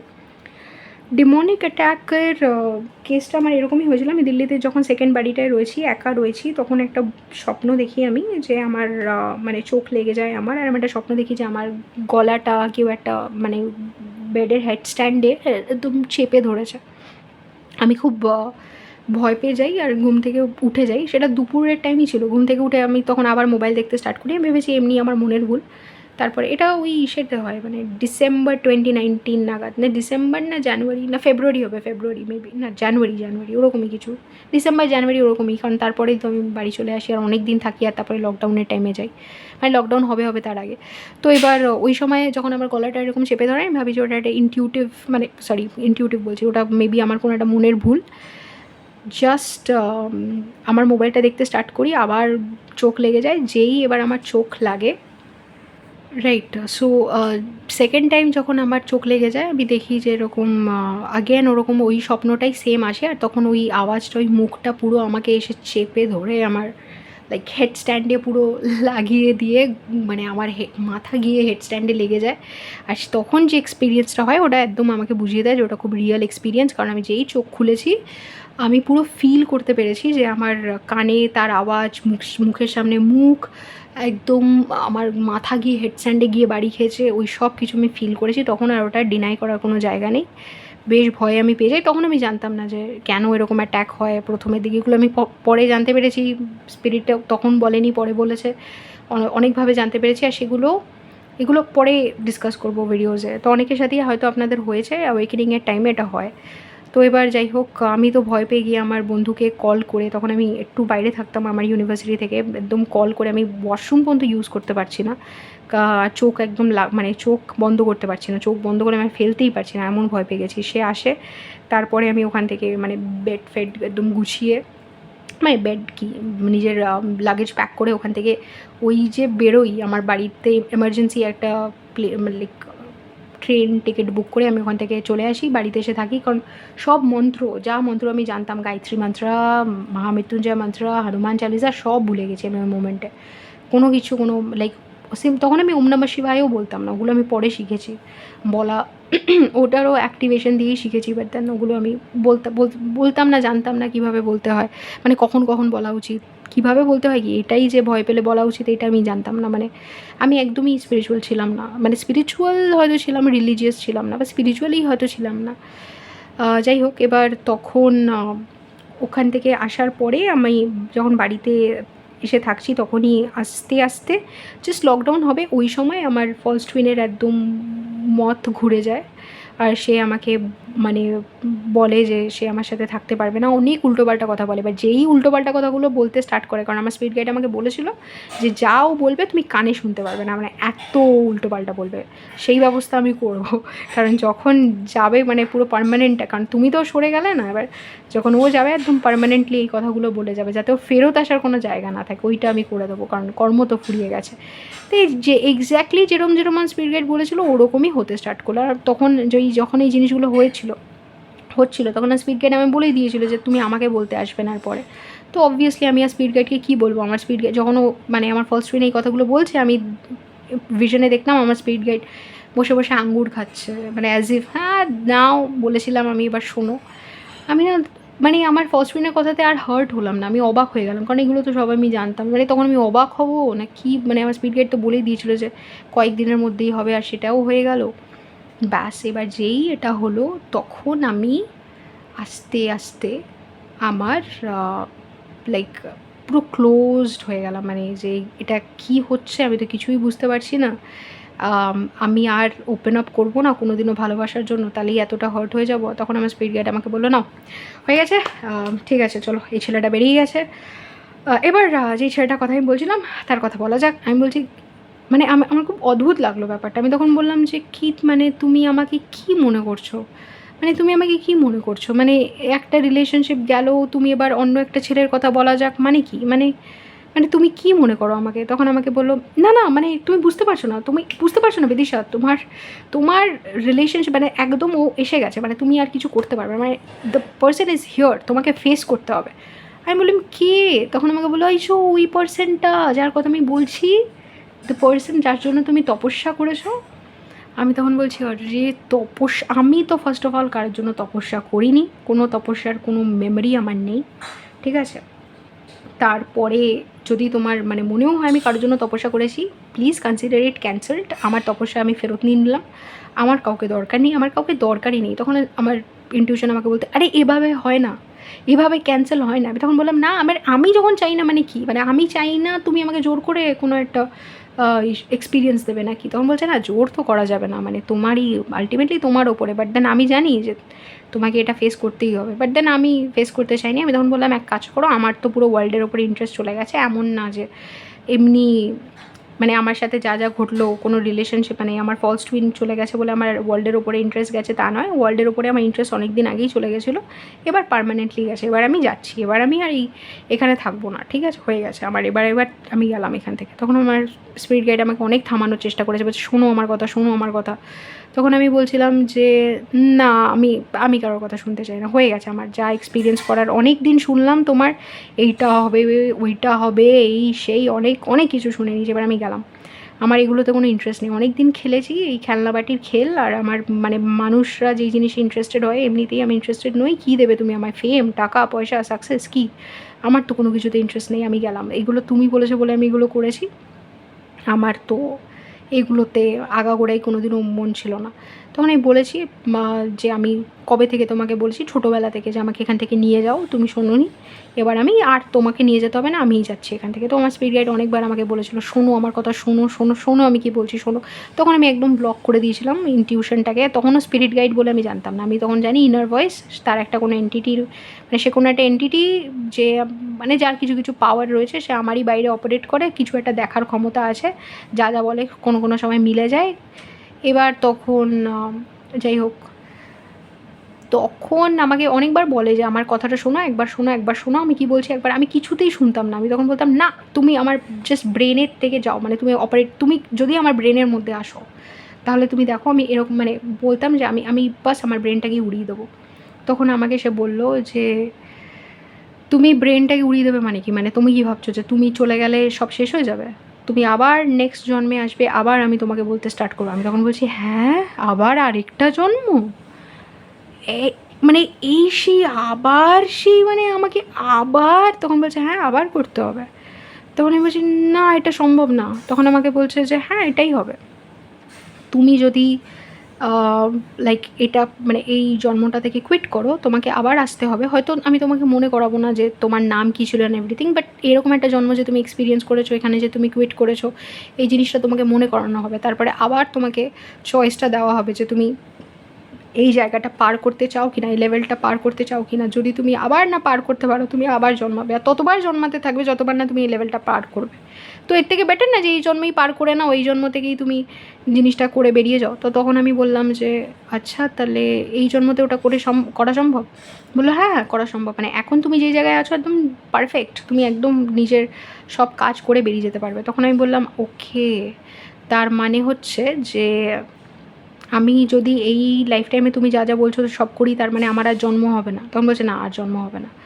আমি বলছি গ্রেট, তাহলে বলো আমাকে কী কী করতে হবে, আমি করে দিচ্ছি বাস, তারপরে আমার আর জন্ম হবে না? তো বলছে না জন্ম হবে না। আমি বলছি কে গ্যারেন্টি দেবে আমায়? বলছে আরে আমি গ্যারেন্টি দিচ্ছি তোমার আর জন্ম হবে না। তাহলে আমি বলছি ঠিক আছে ঠিক আছে, তাহলে বলো বলো কী আছে, কী করবো, কী করতে হবে বলো। তখন আমাকে বলছে যে শোনো তাহলে ওই ছেলেটার কথা শোনো। আমি বললাম আবার সেই ছেলেটা, এই ছেলে ছাড়া কোনো কাজ তুমি আমাকে বলো, ছেলে ছাড়া আমি করে দিচ্ছি। বলছে না ওই ছেলেটা তুমি যেই কাজ করতে এসছো তার জন্য মেন। আমি বলছি আমার বাস ওই ছেলে, আচ্ছা ঠিক আছে আমাকে একটা কথা বলো, ওই যে ছেলেটা আছে ওর সাথে কি কোনো আমার একটা রোম্যান্টিক অ্যাঙ্গেল আছে? তো তখন আমাকে বলে হ্যাঁ রোম্যান্টিক অ্যাঙ্গেল। বলছি ঠিক আছে রোম্যান্টিক অ্যাঙ্গেল তাহলে আমি নেই, ঠিক আছে আমি জন্মে নেবো পরের বার, কোনো ব্যাপার নেই, আমি গেলাম এখান থেকে। আমার কারোর প্রতি কোনো ইন্টারেস্টই নেই, মানে বিন্দুমাত্র ওই রোম্যান্স ব্যাপারটা যে একটু ইন্টারেস্টিং লাগতে পারে ওইটাই ছিল না আমার মধ্যে, মানে কোনো মানে ইন্টারেস্টই ছিল না। আমার সবাইকে হিউম্যানস মনে হতো, কিন্তু মানে আমি কী করে মানে কী ইন্টারেস্ট দেখাবো আমি জানি না, আমার কোনো ইন্টারেস্ট আসছিল না সেই পয়েন্টে। তো এমনিতেও যখন আমি যে রিলেশনশিপ চুজ করেছি সবসময় রিলেশনশিপে কিছু একটা পাবো মানে কন্ডিশনাল, মানে এইটা মানে মেবি সে বেশি ইন্টেলিজেন্ট, মেবি সে বেশি স্মার্ট, মেবি এটা ওইটা অনেক কিছু ভেবে ইয়া রাইট। তো লাইক আমি বলছিলাম যে আমার কোনো ইন্টারেস্টই নেই, আমি তাহলে দরকার নেই আমার। কারণ এই যে আবার এমন না যে আমার রিলেশনশিপটা থেকে আমি ইচ্ছা করে, মানে আমি যদি বলতে চাই যে আমার স্টেট অফ মাইন্ড কীরকম ছিল, আমার রোম্যান্টিক কোনো ব্যাপারে ইন্টারেস্ট ছিল, মানে আমার আর ইন্টারেস্ট ছিল না। এটা জেনুইন ছিল, মানে এটা এরকম না যে মনে মনে ইন্টারেস্ট আছে কিন্তু দেখাচ্ছে নেই, এরকম না, কিন্তু একদমই ইন্টারেস্ট ছিল না। তো এবার সেখান থেকে আমি বলছিলাম যে না, আমি তো এরকম কিছু চাই না। তো আমি গেলাম, ঠিক আছে, আমি বুঝেছি তুমি আমাকে আবার ম্যানিপুলেট করার চেষ্টা করছো আবার এখানে রাখার জন্য, আমি বুঝে গেছি। তো তখন সে আমাকে বলছিলো যে না, ম্যানিপুলেট করার চেষ্টা না, আমার কথা শোনো, আমার কথা শোনো, কিন্তু আমি শুনছিলাম না। তো তখন আমি আমার কথাই মাথাগুলো, মানে এই কথায় মাথাগুলো আসছে আমার মাথায় কথাগুলো আসছে যে আরেকবার জন্ম হতে পারে অ্যান্ড এভরিথিং। তখন আমি ভাবছি যে মেবি আরেকবার জন্ম হলে তো অনেক কষ্ট রে বাপরে। কিন্তু তারপরে আমি ভাবছি যে না, এই জন্মটাই তো আমি ঠিক করে পারফর্ম করতে পারিনি, আর এই জন্মতে আমার যা যা আমি এক্সপিরিয়েন্স করেছি, এই জন্মতে আমি যা যা এক্সপিরিয়েন্স করেছি সেইটা ইনাফ। আমি আর রিপিট করতে, মানে আমি আর এরকম এই এক্সপিরিয়েন্সটাকে এগিয়ে নিয়ে যেতে চাই না। তখন আমার স্পিরিট গাইড আমাকে একটা কথা বলে যে তুমি তো অ্যাস্ট্রোলজি জানো, গিয়ে নিজের চার্টটা খোলো আর গিয়ে দেখো যে তোমার সত্যি তোমার এন্ড হচ্ছে কি না। তো আমি গিয়ে দেখলাম যে না, এন্ড তো হচ্ছে না। তখন ট্রান্সফরমেশন হচ্ছে। বলছে তাহলে? তখন আমি বললাম যে বাট দেন আমি তো থাকতে চাইছি না। বলছে থাকবে তো তুমি ডেফিনেটলি, ঠিক আছে, তো কিন্তু কতটা মানে রেজিস্ট করবে আর কতটা আমার কথা শুনবে ভালো করে, এটাই মানে এটার উপরেই ডিপেন্ড করবে তোমার এক্সপিরিয়েন্স কী হবে। কিন্তু যাই হোক, আমি মানতে চাইছিলাম না। আমি একদম তখন, মানে এটা শুনতে হয়তো অনেকেরই কষ্ট হবে, বাট দেন আমি তখন পুরোপুরি প্রিপেয়ার করছি যে আমি লাইক চলে যাব। তখন আমি ভাবছিলাম যে কীভাবে যাব আর আমার বাড়ির লোকের কষ্ট কীভাবে সবথেকে কম হতে পারে। কারণ এইরকম তো না যে ওরা আমাকে ভালোবাসে না, ভালো তো খুবই বাসে। আমিও তাদেরকে খুব ভালোবাসি, কিন্তু ইন্টারেস্ট নেই বলে চলে যাচ্ছি একান্ত। আর আমি ভাবছিলাম কীভাবে তাদেরকে এটা বোঝাবো যে আমার লাইফে ইন্টারেস্ট নেই। এমন না যে ওদের কোনো, তারপরে আমি এটাও ভাবছিলাম যে কী জানি লোকে ওদেরকে কী বলবে। হয়তো বলবে যে আমাকে ঠিক করে, মানে আমার লালন পালনই ঠিক করে করতে পারিনি বা অনেক কষ্ট হবে। কিন্তু সেই জিনিসটা আমাকে আর ভয়েও পাওয়াচ্ছিল না, আটকাচ্ছিল না। আগে পেতাম ভয় হয়তো, কিন্তু তখন সেই মোমেন্টে আর এই জিনিসের কোনো ভয় ছিল না। এতটাই ডিসইন্টারেস্টেড হয়ে গেছিলাম লাইফে যে আমি ভাবছিলাম যে না, এটাকে আর মানে মিথ্যে বেঁচে লাভ নেই। মানে যদি সত্যিই না থাকতে চাই তাহলে আর থেকে কি। অ্যাগেন আমি ট্রিগার করতে চাই না কোনো এক্সপিরিয়েন্স। আমি জাস্ট বলছি যে ওরকম কখনো কখনো আমরা ওই ফেজের মধ্যে দিয়ে যাই, প্রচণ্ড ডার্ক ফেজটা। বাট এনিওয়ে, আমার ডার্কও মনে হচ্ছিলো না তখন, তো স্পিরিট গাইড তো সাথে ছিলই। বাট দেন আমার কীরকম একটা ডিসইন্টারেস্টেড বলেছিলো, ধর খেলবো না আর খেলবো না, এই গেমটা হয়ে গেছে আমার, এরকম করে বেরোচ্ছিলাম। তো একদমই স্পিরিটের কথা শুনতে চাইতাম না। বাট তখন তারপরে একটা সময় স্পিরিটকে আমি একটা কথাই জিজ্ঞেস করতে গেছিলাম, যেটা আলটিমেটলি আমার এক্সপিরিয়েন্সটা পুরো ঘুরিয়ে দেয়। আমি স্পিরিটকে এইটুকুই বলতে গেছিলাম যে দেখো, আমি তো এখান থেকে বেরোচ্ছি, আমি তো আর তোমার কোনো কথা মানবো না। তুমি যাই বলো না কেন, আমি জানি তুমি আমায় ম্যানিপুলেট করবে থাকার জন্য, আমি এর জন্য তোমার কোনো কথা শুনবো না। সেটা তোমার আনসারের উপরে ডিপেন্ড করবে না আমার অ্যাকশন, কিন্তু তাও আমি তোমাকে জিজ্ঞেস করছি, এটা উত্তরটা আমায় দিয়ে দাও। কারণ এই জিনিসটার জন্য আমি অনেকবার এই স্টেপটা নিতে গিয়েও নিইনি। আজকে আমি জাস্ট এটুকু জানতে চাই যে আমি যখন এখান থেকে চলে যাব, আমি হেলে যাব না হেভেনে যাব। হ্যাঁ, এটা না যে আমি তোমার কথা শুনে কোনো কিছু করব, আমার কাছে ম্যাটার করে না আমি হেলে যাব না হেভেনে যাব। আমি এর জন্যই জানতে চাইছি, কারণ আমার না এই জিনিসটা খুব মাথায় ঘুরতো যে মেবি আমি এখান থেকে যাওয়ার পরে, কারণ আমরা হেলের ব্যাপারে শুনেছি না, যদি আমি এখান থেকে যাওয়ার পরে আরও কোনো ডিফিকাল্ট জায়গায় যাই, মানে এখান থেকে পালানোর জন্য আরও বাজে জায়গায় চলে গেলাম, তখন তো মনে হবে হে ভগবান কী করলাম। তো ভগবানকে মনে পড়বে কি না কে জানে, বাট কী মনে পড়বে কে জানে। তো আমি ভাবছিলাম যে কী জানি কোথায় চলে যাব। তো হতে পারে, তো এখন আমি আর, মানে তখন আমি আর এই জিনিসটা ভাবছিলাম না যে হেলে যাব তো কী হবে। তো আমি ভাবছিলাম হেলও হোক যা হোক আমি ফেস করে নেবো, আমি তো এখান থেকে গেলাম। তো এবার তখন আমার স্পিরিট গাইড আমাকে বলে যে তুমি যখন এখান থেকে যাবে আমি তোমাকে নিতে আসবো। এবার তখন আমি এই কথাটা শুনে একটু অবাক হয়ে যাই, কারণ আমি জানি যে যখন আমরা এখান থেকে যাই তখন আমি আগেও পড়েছি এই বিষয়টা নিয়ে, জানতাম এই জিনিসটা যে আমাদের খুব ক্লোজ যে হয় সেই আমাদেরকে নিতে আসে। এটা অনেক সময় মানে আমাদেরই কোনো অ্যানসেস্টার ফ্যামিলি মেম্বার যারা মানে আমাদের আগে ক্রস ওভার করেছে তারাও হতে পারে, বা স্পিরিচুয়াল কোনো এন্টিটি যে আমাদের খুব ক্লোজ সেও আসতে পারে। তো তখন সে আমাকে বলে তুমি যখন এখান থেকে যাবে আমি তোমাকে নিতে আসবো, আর তুমি হেলে যাবে না, তুমি হেভেনেই যাবে, কারণ তুমি তো গডের খুব ক্লোজ। তো তোমার তো কষ্ট এই জন্য যে তুমি গডের থেকে সেপারেশন ফিল করেছো। তো আর তোমাকে এই এক্সপিরিয়েন্সটা, এই সেপারেশনটা আর ফিল করতে হবে না। তুমি যেই এখান থেকে চলে যাবে, মানে তোমার স্পিরিট যেই মুক্তি পেয়ে যাবে। এনিওয়ে, তো কী জানো, হ্যাঁ, তো আমাকে বলছিলো যে তুমি তো গডের খুব ক্লোজ, তুমি যেই মোমেন্টে মানে স্পিরিট ওয়ার্ল্ডে ঢুকবে, এই মানে বডি ছেড়ে দেবে, তোমার মনে পড়ে যাবে যে তুমি কানেক্টেড ফিল করবে। তো তোমার যে মোমেন্টে তোমার লাইক স্পিরিট ওয়ার্ল্ডে তুমি ঢুকবে, তোমার মানে যেই তুমি বডি ছাড়বে, তোমার সব মনে পড়ে যাবে। আর তখন তুমি আবার এই পৃথিবীতে আসার জন্য ব্যাকুল হয়ে যাবে, কারণ তুমি তো পৃথিবীতে এসেছো তুমি পৃথিবীর লোকজনকে ভালোবাসো বলে। তো যেই জিনিসটা যার জন্য তুমি পৃথিবীতে এসছো, যা যা করার জন্য, আবার তোমার ওগুলো মনে পড়ে যাবে। তখন তুমি আবার বলবে যে আমি আবার যাব পৃথিবীতে, আবার হেল্প করবো, আমাকে আরেকটা সুযোগ দাও। কথাটা শুনে আমি স্টান্ড হয়ে যাই, আর সে বলতেই থাকে। যে কথাটা শুনে আমি স্ট্যান্ড হয়ে যাই, আমি বলছি সে কথাটা কি, এত কিছুর মধ্যেই একটা কথাই ছিল। তো যাই হোক, সে আমাকে বলছিল যে তুমি আবার ব্যাকুল হয়ে যাবে আসার জন্য, তখন আবার তোমাকে তুমি তুমি তখন আবার জন্ম খুঁজতে স্টার্ট করবে, যে কিভাবে কোন পারফেক্ট জন্মতে, যে আবার একটা লাইক কোন পারফেক্ট জন্মতে যেখানে তুমি তোমার কর্ম এক্সিকিউট করতে পারবে যেগুলো তোমার বাকি আছে, প্লাস ওই ছেলেটা, ওর সাথে একসাথে আসাটা তো তোমার ডেস্টিনি। তুমি ওর সাথে আবার আসার চেষ্টা করবে একসাথে। ইনফ্যাক্ট এখন যে তোমাদের বয়সটা আছে, তোমার তো একটা আইডিয়া আছে, তুমি আরও যে বয়সে রয়েছো সেটা পারফেক্ট। কিন্তু যদি তুমি এখন চলে যাও, তাহলে তুমি ওরই জন্মের মাঝখানে আবার জন্মানোর চেষ্টা করবে। যদি সেটা না হয়, যদি তুমি ওটা ম্যানেজ করতে না পারো, যে ওর জন্মের মধ্যেই একটা লাইফ টাইম না ম্যানেজ করতে পারো, তাহলে আবার তোমাদের দুজনকে, তুমি শুধু একা আসবে তা নয়, তুমি ওকেও টেনে আনবে। আর এই জন্মে যদি তুমি মানে ওর এই জন্মের মধ্যেই যদি তুমি আবার জন্মে যাও, তোমাদের এজ ডিফারেন্স অনেক হয়ে যাবে, আর সেখানে তোমাদের একসাথে আসা অনেক ডিফিকাল্ট হবে। কিন্তু তাও তোমরা একসাথে আসার চেষ্টা করবে, কারণ এই একসাথে না এসে তো তুমি এখান থেকে পালাতে পারবে না, সেও এখান থেকে বেরোতে পারবে না। আমি কথাগুলো অবাক হয়ে শুনছি, আর তখন আমাকে বলছে যে এবার যদি তুমি ওর জন্মের মধ্যে, ওর লাইফ টাইমের মধ্যে একটা জন্ম না ম্যানেজ করতে পারো, তাহলে তুমি আবার একটা লাইক জিনিস আমাকে এভাবে ডিস্টার্ব করছে, আমার মনে হচ্ছে অ্যাজ ইফ সে চাই না আমি কথাগুলো বলি। বাট এনিওয়ে, একটা ইনসেক্ট, জানি না মাছি নাকি। তো এনিওয়ে, আমাকে বলে যে আবার যে তোমার মানে যদি তুমি জন্মাতে না পারো, তাহলে আবার তুমি ওকে টেনে আনবে। তো তুমি কেন চাও নিজে এই জিনিসটা এন্ড করছো বলে, তার জন্য তুমি কতটা প্রবলেম ক্রিয়েট করছো তুমি কি জানো? আর তুমি শুধু নিজেকেই টেনে আনবে তা তো নয়, তাকেও টেনে আনবে। কেন তুমি এই জন্মেই যে জিনিসগুলো কমপ্লিট করতে চাও, কেন মানে কমপ্লিট করতে পারবে, কেন করছো না? আমি সব কথাগুলো তো চুপ করে শুনতে থাকি। মাঝখান থেকে একটা কথাই আমার মাথায় বেঁধে যায়, যেটা আমি একদমই মেনে নিতে পারি না। আমাকে বলে যে তুমি তো গডের খুব ক্লোজ, এই কথাটা বলেছিল। তখন আমি বলি আমি গডের ক্লোজ মানে কি? তখন আমাকে বলে যে তুমি অ্যাকচুয়ালি ঈশ্বরের খুব ক্লোজ।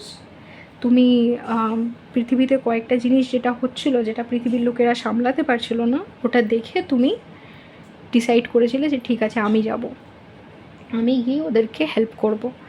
আর তখন যখন তুমি ডিসাইড করেছিলে যে তুমি আসবে, তখন গড তোমাকে জিজ্ঞেস করেছিল যে তুমি কি চাও, কি ওখানে গিয়ে যখন মানে ওখানে যে যাচ্ছ ওটা তো খুব ডিফিকাল্ট, তুমি কি চাও ওখানে, মানে কি হেল্প চাও আমার কাছ থেকে? তো তখন তুমি বলেছিলে যে তোমার গাইডেন্স যেন আমি সবসময় পাই, আর যার জন্য তুমি ছোটোবেলা থেকে আজ পর্যন্ত কোনো দিনও ইনার গাইডেন্স, ইনার ভয়েস হারাওনি। কথাটা শুনে আমি প্রায় ওখানে আমার মানে ওখানে আমি অ্যাকচুয়ালি আমি স্পিরিচুয়ালি কেঁদে ভেঙে পড়ি। বাট দেন ওখানে এতটাই শকড আমি হয়ে গেছি সব কথার মধ্যে এই কথাটা শুনে, যে আমি গডের ক্লোজ, যে আমি আর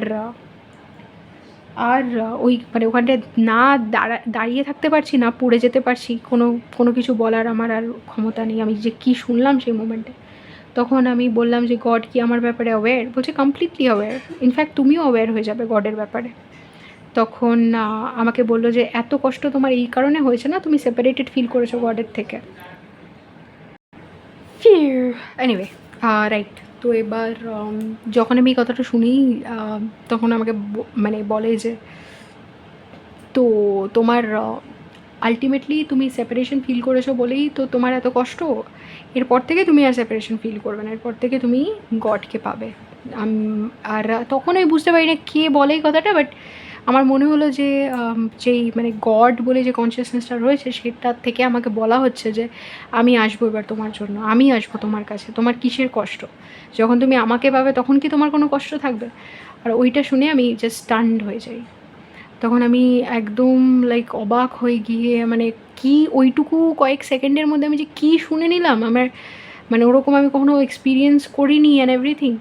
তো চুপ হয়ে যাই আমি। তখন আমি বলি যে কি করতে হবে আমাকে? তখন আমাকে বলে যে যেটা আমি বলছি ওটা এক এক করে শুনতে স্টার্ট করো, মানে ওগুলোকে ফলো করো, আমি তোমাকে স্টেপ বাই স্টেপ সব বলে দেবো। তুমি ভাবছো তুমি এই লাইফ টাইমটাকে কাজে লাগাতে পারো নি, এই লাইফ টাইমটাকে কীভাবে কাজে লাগাতে হবে আমি তোমাকে শেখাবো অ্যান্ড এভরিথিং। তো এরকম করে বলে অ্যান্ড এভরিথিং। আমি চুপ করে যাই। জাস্ট ওই কথাটা যে তুমি গডের খুব ক্লোজ, গডের খুব ক্লোজ, এটা আমার কানে বাজতে থাকে। আর আমি সত্যি মানে বারবার জিজ্ঞেস করি আমি সত্যি গডের খুব ক্লোজ? তখন আমাকে মানে সে মানে কারণ আমি কোনোদিনও গডকে ফিল করিনি সেরকমভাবে, আমি কোনোদিনও ভাবিনি আমি গডের ক্লোজ হতে পারি বা কিছু। আর ওই কথাটা মানে আমাকে সবথেকে বেশি মানে কাঁদানোর মতন স্টেটে নিয়ে যায়। তো এনিওয়ে তারপরে আমি ভাবি যে ঠিক আছে কী বলছো তুমি, আমি শুনে নিই, মানে ইনটিউশনের কথা। বাট তারপরে আমার মনে হয় না, এটা বোধহয় কারণ আমার ইনটিউশন আবার আমাকে ওই ছেলেটার কথাই বলে যে শুনে নাও তুমি একবার ওই ছেলেটার কথা। কিন্তু আমার ওই ছেলেটার কথা ভাল লাগে না। তো তখন আমার মনে হয় মেবি আমার ইনটিউশনটা আমাকে মানে আবার কিছু একটা ম্যানিপুলেট করার চেষ্টা করছে। তো তখন আমি ভাবি যে না দেখো, আমার মনে হয় দেখো তুমি তো অনেক ইন্টেলিজেন্ট, আমার ইনটিউশনকে বলি আমি, তুমি তো অনেক ইন্টেলিজেন্ট, তুমি আবার আমাকে ম্যানিপুলেট করার চেষ্টা করছো, এগুলো আদেও কোনো কিছু মেবি সত্যি না, মেবি আমি আবার মানে ম্যানিপুলেটেড হচ্ছি, আমার লাইক আমার তো বিশ্বাস নেই এই জিনিসগুলোতে। তো মেবি আমার এই সব জিনিসে ম্যানিপুলেটেড না হয়ে জাস্ট জাস্ট মেবি চলে যাওয়া উচিত। আর তখন আমাকে বলছিল আচ্ছা ঠিক আছে হতে পারে আমি মিথ্যা কথা বলছি, কিন্তু তখন কী হবে যদি আমি সত্যি কথা বলি? যদি আমি সত্যি কথা বলি তাহলে কী হবে? আমি যদি তোমাকে প্রুফ করে দিতে পারি যে আমি সত্যি কথা বলছি, তা আমি আগে কি প্রুফ করিনি? আমি বললাম হ্যাঁ না প্রুফ তো তুমি করেছো। বলছে আচ্ছা দাঁড়াও, তুমি কয়েকদিন ওয়েট করো, আমি তোমাকে প্রুফ করে দেবো আমি কথাগুলো সত্যি বলছি। আমি তখন বললাম আচ্ছা ঠিক আছে। বলছে দেখো যদি আমি মিথ্যে কথা বলি আর তুমি এখান থেকে চলে যাও তাহলে তো ঠিকই আছে, কিন্তু যদি আমি সত্যি কথা বলি আর তুমি কোয়েট করো, ভাবো তো তুমি কী কী মিস করবে, লাইফ কত ইন্টারেস্টিং হতে পারে। আমি তখন ভাবছি বলছে প্রত্যেক পদে পদেই তো আমরা নতুন নতুন জিনিস শিখি, নতুন লাইফ কতটা দারুণ আর ইন্টারেস্টিং হতে পারে সেটা তো আমরা মানে প্রত্যেকটা সময়ই তুমি নতুন নতুন জিনিস দেখেছো, ভাবো এই সময় আরও নতুন তুমি কি জানতে পারো, যখন তুমি ভাবছো লাইফে সব কিছু দেখা হয়ে গেছে, ভাবো আর কি কি দেখতে পারো। তখন আমি ভাবি যাই হোক মানে ইন্টারেস্টেড হই। কিন্তু ওই যখনই কোনো ছেলেটার কথা আসে না যে আচ্ছা শোনো, মানে যখনই স্পিরিট বলে যে ঠিক আছে তুমি এবার ওই ছেলেটার কথা শোনো, তখনই আমি ডিসইন্টারেস্টেড হয়ে যাই। তখনই আমি বলি যে না আমি কোনো ছেলের ব্যাপারে ইন্টারেস্টেড নই অতটা, তুমি বলো না এছাড়া কী আছে কাজ বলো আমি করে দিচ্ছি, কী করতে এসছি আমি হিউম্যান বিইংয়ের জন্য বলে দাও আমাকে। তখন বলে যা তোমার কাজের সাথে ওই ছেলেটার সাথে দেখা হওয়া বা ওই ছেলেটার ব্যাপারে জানা ইন্টেগ্রাল, মানে তোমার ওটা খুবই ইম্পর্ট্যান্ট তোমার কাজের সাথে রিলেটেড। আমি বলি কী করে হতে পারে, আমার ক্যারিয়ারে মানে আমার যেটা কাজ ওটা কাজ, ক্যারিয়ার রিলেশনশিপ, আমরা তো অ্যালাইনমেন্ট মানে অ্যাকচুয়ালি বুঝি না, না অ্যালাইনমেন্ট মানে সব দিক থেকে অ্যালাইনমেন্টে আসা। আমরা কী ভাবি যে ক্যারিয়ার আলাদা, রিলেশনশিপ আলাদা, সব আলাদা আলাদা সেক্টর। তো তখন যাই হোক বলে যে না এগুলো তোমার ওটা খুব মানে অ্যাবসলিউটলি ইন্টেগ্রাল। তখন আমি বললাম যে কিন্তু আমি তো ইন্টারেস্টেড নই, দেখো আমি একদমই ইন্টারেস্টেড নই। তখন আমাকে বলে যাও এক জায়গায় গিয়ে বসো, আমার আমার কথাটা শোনো আগে, আমি যেটা বলছি শোনো। তো তখন আমি বলছি আচ্ছা ঠিক আছে। এবার তখন আমি গিয়ে আমার ঘরে একটা জায়গায় বসি, দরজা ফরজা বন্ধ করে আমি বলছিলাম বলো কী বলছো।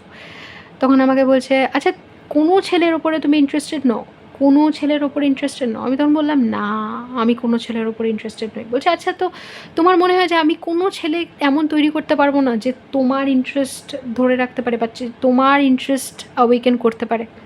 আমি বললাম না দেখো ব্যাপারটা ওরকম না, ব্যাপারটা হচ্ছে যে মানে আমি জানি তোমার ক্রিয়েটিভ এবিলিটি দারুণ, মানে তুমি দারুণ ক্রিয়েট করতে পারো। তখন আই থিঙ্ক কৃষ্ণার সাথে কথা বলছিলাম আমি, মানে এখন আমি যেভাবে ধরতে পারি কার সাথে কথা বলছি তখন আমি ধরতে পারতাম না। তো তখন আমাকে বলছিল যে আচ্ছা আমার ক্রিয়েশন এত অ্যাবান্ডেন্ট অ্যান্ড এভরিথিং, আমি এমন একটা জিনিস তৈরি করতে পারবো না যেটা তুমি পছন্দ করো, যেটা তোমার ভালো লাগবে? আমি বললাম দেখো এটা তোমার এগেনস্টে কোনো ইসে নিও না, মানে আমি বলছি না যে তুমি পারবে না বা কিছু, এটা মানে তোমাকে ছোটো করে আমি কিছু বলছি না, আমি জানি তোমার ক্রিয়েটিভ পোটেনশিয়াল দারুণ, জাস্ট আমার ইন্টারেস্ট নেই, আমি ইন্টারেস্ট হারিয়ে ফেলেছি, এটাতে তোমার কোনো দোষ নেই বা এটা তোমার শর্টকামিং নয়। তো তো তখন সে আমাকে বলে আচ্ছা তো কোনো ছেলে নেই না? আমি বললাম যে না আমার তো মনে হয় না। তখন আমাকে বলে আচ্ছা, আর যেই ছেলেটাকে ছোটোবেলা থেকে তুমি ইম্যাজিন করতে, ও যাকে ওই হাজব্যান্ড রূপে দেখতে, ব্যাস আমার তখন মাথা ঘুরে যায়। বলছি কী মানে? হ্যাঁ কী কী মানে কী কী মানে হ্যাঁ কে? তখন আমি বলছি যে মানে আমি তো পুরো শকড। আর সে আমাকে বলে ওই যে ওই ছেলেটা, ও ও যদি আসে সে। আমি তখন প্রায় আকাশ থেকে পড়ি। আর মানে আমার রিয়াকশান আমি বলতে পারবো না কীরকম, মানে আমি লাইক মুখে বোঝানো যাবে না। আমি তখন একটাই কথা জিজ্ঞেস করি, হি এক্সিস্ট, মানে ও এক্সিস্ট করে? তো তখন সে আমায় বলে inflation blood Bidisha, inflation blood. Inflation blood মানে হচ্ছে রক্তে মাংসে এক্সিস্ট করে, মানে রক্তে মাংসের মানুষও। আমি অ্যাগেন এক্সপ্লেন করতে পারবো না, আমি জাস্ট বলি যে কোথায় ও, কোথায়? তো তখন আমাকে বলে যে আমি দেখাবো তোমাকে, আমি তোমাকে দেখাবো, তুমি জাস্ট ধৈর্য ধরো আর আমি যেটা বলছি ওটা শোনো। তখন আমি বলি না তুমি আমাকে বলো কোথায় আছে, কোথায় ও? তখনকার মানে জাস্ট ছিটকে চলে যাই। তো মানে মানে আমার মনে হয় যেমন এই মোমেন্টে চলে যাবো, এই মোমেন্টে চলে যাবো ওর কাছে। তখন আমাকে বলছিল যে আছে আছে, আমি তোমাকে বলবো, আমি তোমাকে নিয়ে যাবো, তুমি চিন্তা করো না। তারপরে মানে জাস্ট আমার বিশ্বাস হয় না। আমি তখন বলি বিশ্বাস করতে পারছি না। আমি জানি ও যেখানেই আছে না কেন, ও যাই করবে না কেন ও ফেমাস হবে, আমি জানি। কারণ ওর অরা, ও এরকমই একটা পার্সন, এরকমই একটা পার্সোনালিটি যে যে কোনো জায়গায় গেলে মানে ওকে নোটিস করবে না কি, ওটা সম্ভব না, ও নোটিসে চলে আসবে। Unique, different. তো আমি এগুলো জানতাম ওর ব্যাপারে। তো তখন আমাকে বললো এক্স্যাক্টলি তুমি ঠিকই ধরেছো, কিন্তু তুমি ওকে চেনো না। তখন আমি বললাম এটা কী করে হতে পারে? আমি জানি যে ও এক্সিস্ট করলে ও ফেমাস হবে আর আমি ওকে চিনবো। তখন আমাকে বলছিল তুমি কি সব ফেমাস মানুষদেরকে চেনো? তুমি এটাও তো জানো না কি কোন বই কোন সপ্তাহে রিলিজ করছে, কি মানে কি কেজিএফ কি বাহুবলী, আমি কিছুই জানতাম না, পরে বন্ধুদের মুখে শুনতাম। তখন বলছে তুমি তো এগুলোও জানো না, তাহলে তুমি কাকে চেনো? তখন আমি বললাম যে হ্যাঁ সত্যি আমি তো কতজনকে চিনি না। তখন বললাম তাহলে আমি কী করে চিনবো ওকে, আমি তো বাড়ি থেকেই বেরোই না, আমি তো কিছুই চিনি না। তখন আমাকে বলছিলো আমি চেনাবো, তুমি চিন্তা করো না। ওটা কয়েকদিন চলে আর আমি অবাক হয়ে যাই এটা ভেবে যে ও এক্সিস্ট করে, আর আমি ওটাতেই মানে একদম অবাক হয়ে থাকি। যাই হোক, সো কয়েকদিন আমি খুব আনন্দে থাকি এটা ভেবে যে যাই হোক আমাকে দেখাবে অ্যান্ড এভরিথিং। এটা আমি কবে শুনতে পাই? এটা হচ্ছে 2020 এপ্রিল মার্চ এপ্রিল, ওই মার্চে বোধহয় লকডাউন হয়, এপ্রিলে হয়তো শুনি। তো আমাকে বলে যে না আমি তোমাকে দেখা করাবো, তুমি চিন্তা করো না, তুমি দেখতে পারবে অ্যান্ড এভরিথিং। কিন্তু আমি ওটা লাইক বুঝতে পারি না যে কীভাবে হবে। তো যখন আমার মানে আমি জিজ্ঞেস করতে থাকি কোথায় ও, কোথায় ও, তখন আমাকে বলে যে তোমার কি মনে হয়? আচ্ছা তার আগে একটা কথা বলি, এই সময়ে যখন এই কথাগুলো হচ্ছে তখনই আমার কাছে ট্যারো রিডিং অ্যান্ড এভরিথিং আসতে স্টার্ট করে। কিন্তু আমি ট্যারো রিডিংয়ে বিশ্বাস করতাম না, এটাই লেগ ইউনিক। আপনারা অনেকেই এসে আমাকে ট্যারোতে উল্টো পাল্টা বলে যায় এগুলো আবার হয় নাকি অ্যান্ড এভরিথিং। আই নো, আমিও ওখানে দাঁড়িয়েছিলাম একদিন, তা আমিও ওরকম বিশ্বাস করতাম না, ভাবতাম এটা আবার কি একটা কার্ড সিলেক্ট করলে। তার আগে আমি একটা কথা বলি, আমি যখন দিল্লিতে একা থাকতাম তখনই, মানে এই সময় তো আমি বাড়িতে এসে গেছি, বাট 2019 আমি যখন একা ছিলাম তখনই আমি স্পিরিট অ্যানিমাল চ্যানেল করতে স্টার্ট করেছি। এক একটা অ্যানিমালকে এক একটা কারণে আমরা পুজো করতে পারি, এগুলো সবাই বুঝতে স্টার্ট করেছিলাম। ট্যারো কিছুটা আমাকে অলরেডি স্পিরিট গাইডই মানে ইনটিউশনই আমাকে বোঝাতে স্টার্ট করেছিল সিম্বলের মানে কী অ্যান্ড এভরিথিং। কিন্তু আমি ওগুলোর মানে এমনি এমনি ভাবতাম আমি ভাবছি, মানে যেরকম পলিটিক্যাল সায়েন্স আমি যখন শুনতাম মানে ভাবতাম, চিন্তা করতাম, ভাবতাম আমিই ভাবছি ওগুলো, যে অ্যাকচুয়ালি কোনো থট আগে থিঙ্কার্সরা ডিসকাস করেছে, এই নিয়ে ডেলিবারেশন হয়েছে, এগুলো আমি জানতাম না। ওরকমই স্পিরিট অ্যানিমাল নিয়ে যে কোনো জিনিস হয় এগুলো আমি জানতাম না, কিন্তু আমি এগুলো নিজে ভেবে যেতাম। ট্যারো আমি ওরকমই স্পিরিট গাইডের কাছ থেকেই শিখি। তো এবার তখন পরের দিকে যখন 2020-তে আমার কাছে ট্যারো রিডিংস আসে, আমি কিন্তু ওগুলো কিছু মানে বিশ্বাস করি না বা আইডেন্টিফাই করতে পারি না এরকম। একদিন একটা ট্যারো রিডিং আসে, ঠিক আছে, তখন মোটামুটি অনেকবার এসে গেছে tarot reading, twin flame, Shiva Shakti, আমি এগুলো কিছুই নোট করতাম না, মানে আমি কখনো খুলে দেখিনি এগুলো। তো এবার একটা এরকম ট্যারো রিডিং ছিল ভ্যানেসা সুমায়না আই থিঙ্ক, ওটা আমি খুলে দেখি।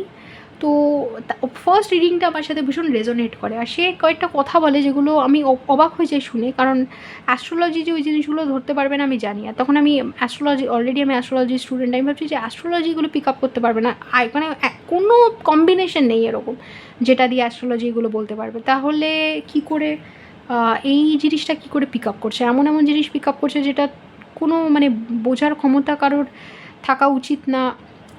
আমি খুব অবাক হয়ে যাই ওগুলো দেখে। তারপরে ব্যাক টু ব্যাক অনেকগুলো ট্যারো রিডিং দেখি, আর কয়েকটা জায়গায় আমি বুঝতে পারি যে তারা মানে এমন কিছু পিক আপ করতে পারছে যেটা আমার সাথে হচ্ছে। একটা জায়গায় তো খুব ওপেনলি বলে দেয় যে বিফোর মিটিং দ্য পার্সন, মানে ওই পার্সনটাকে করার আগে তোমাকে ইউনিভার্সই তার ব্যাপারে জানিয়ে দেবে। হতে পারে তুমি তার ভিশন দেখবে বা কানে তার ব্যাপারে শুনে নেবে, বা তোমার বা তার এক্সিস্টেন্সের ব্যাপারে তোমাকে বলে দেওয়া হবে, তোমার স্পিরিট গাইডরাই বলে দেবে।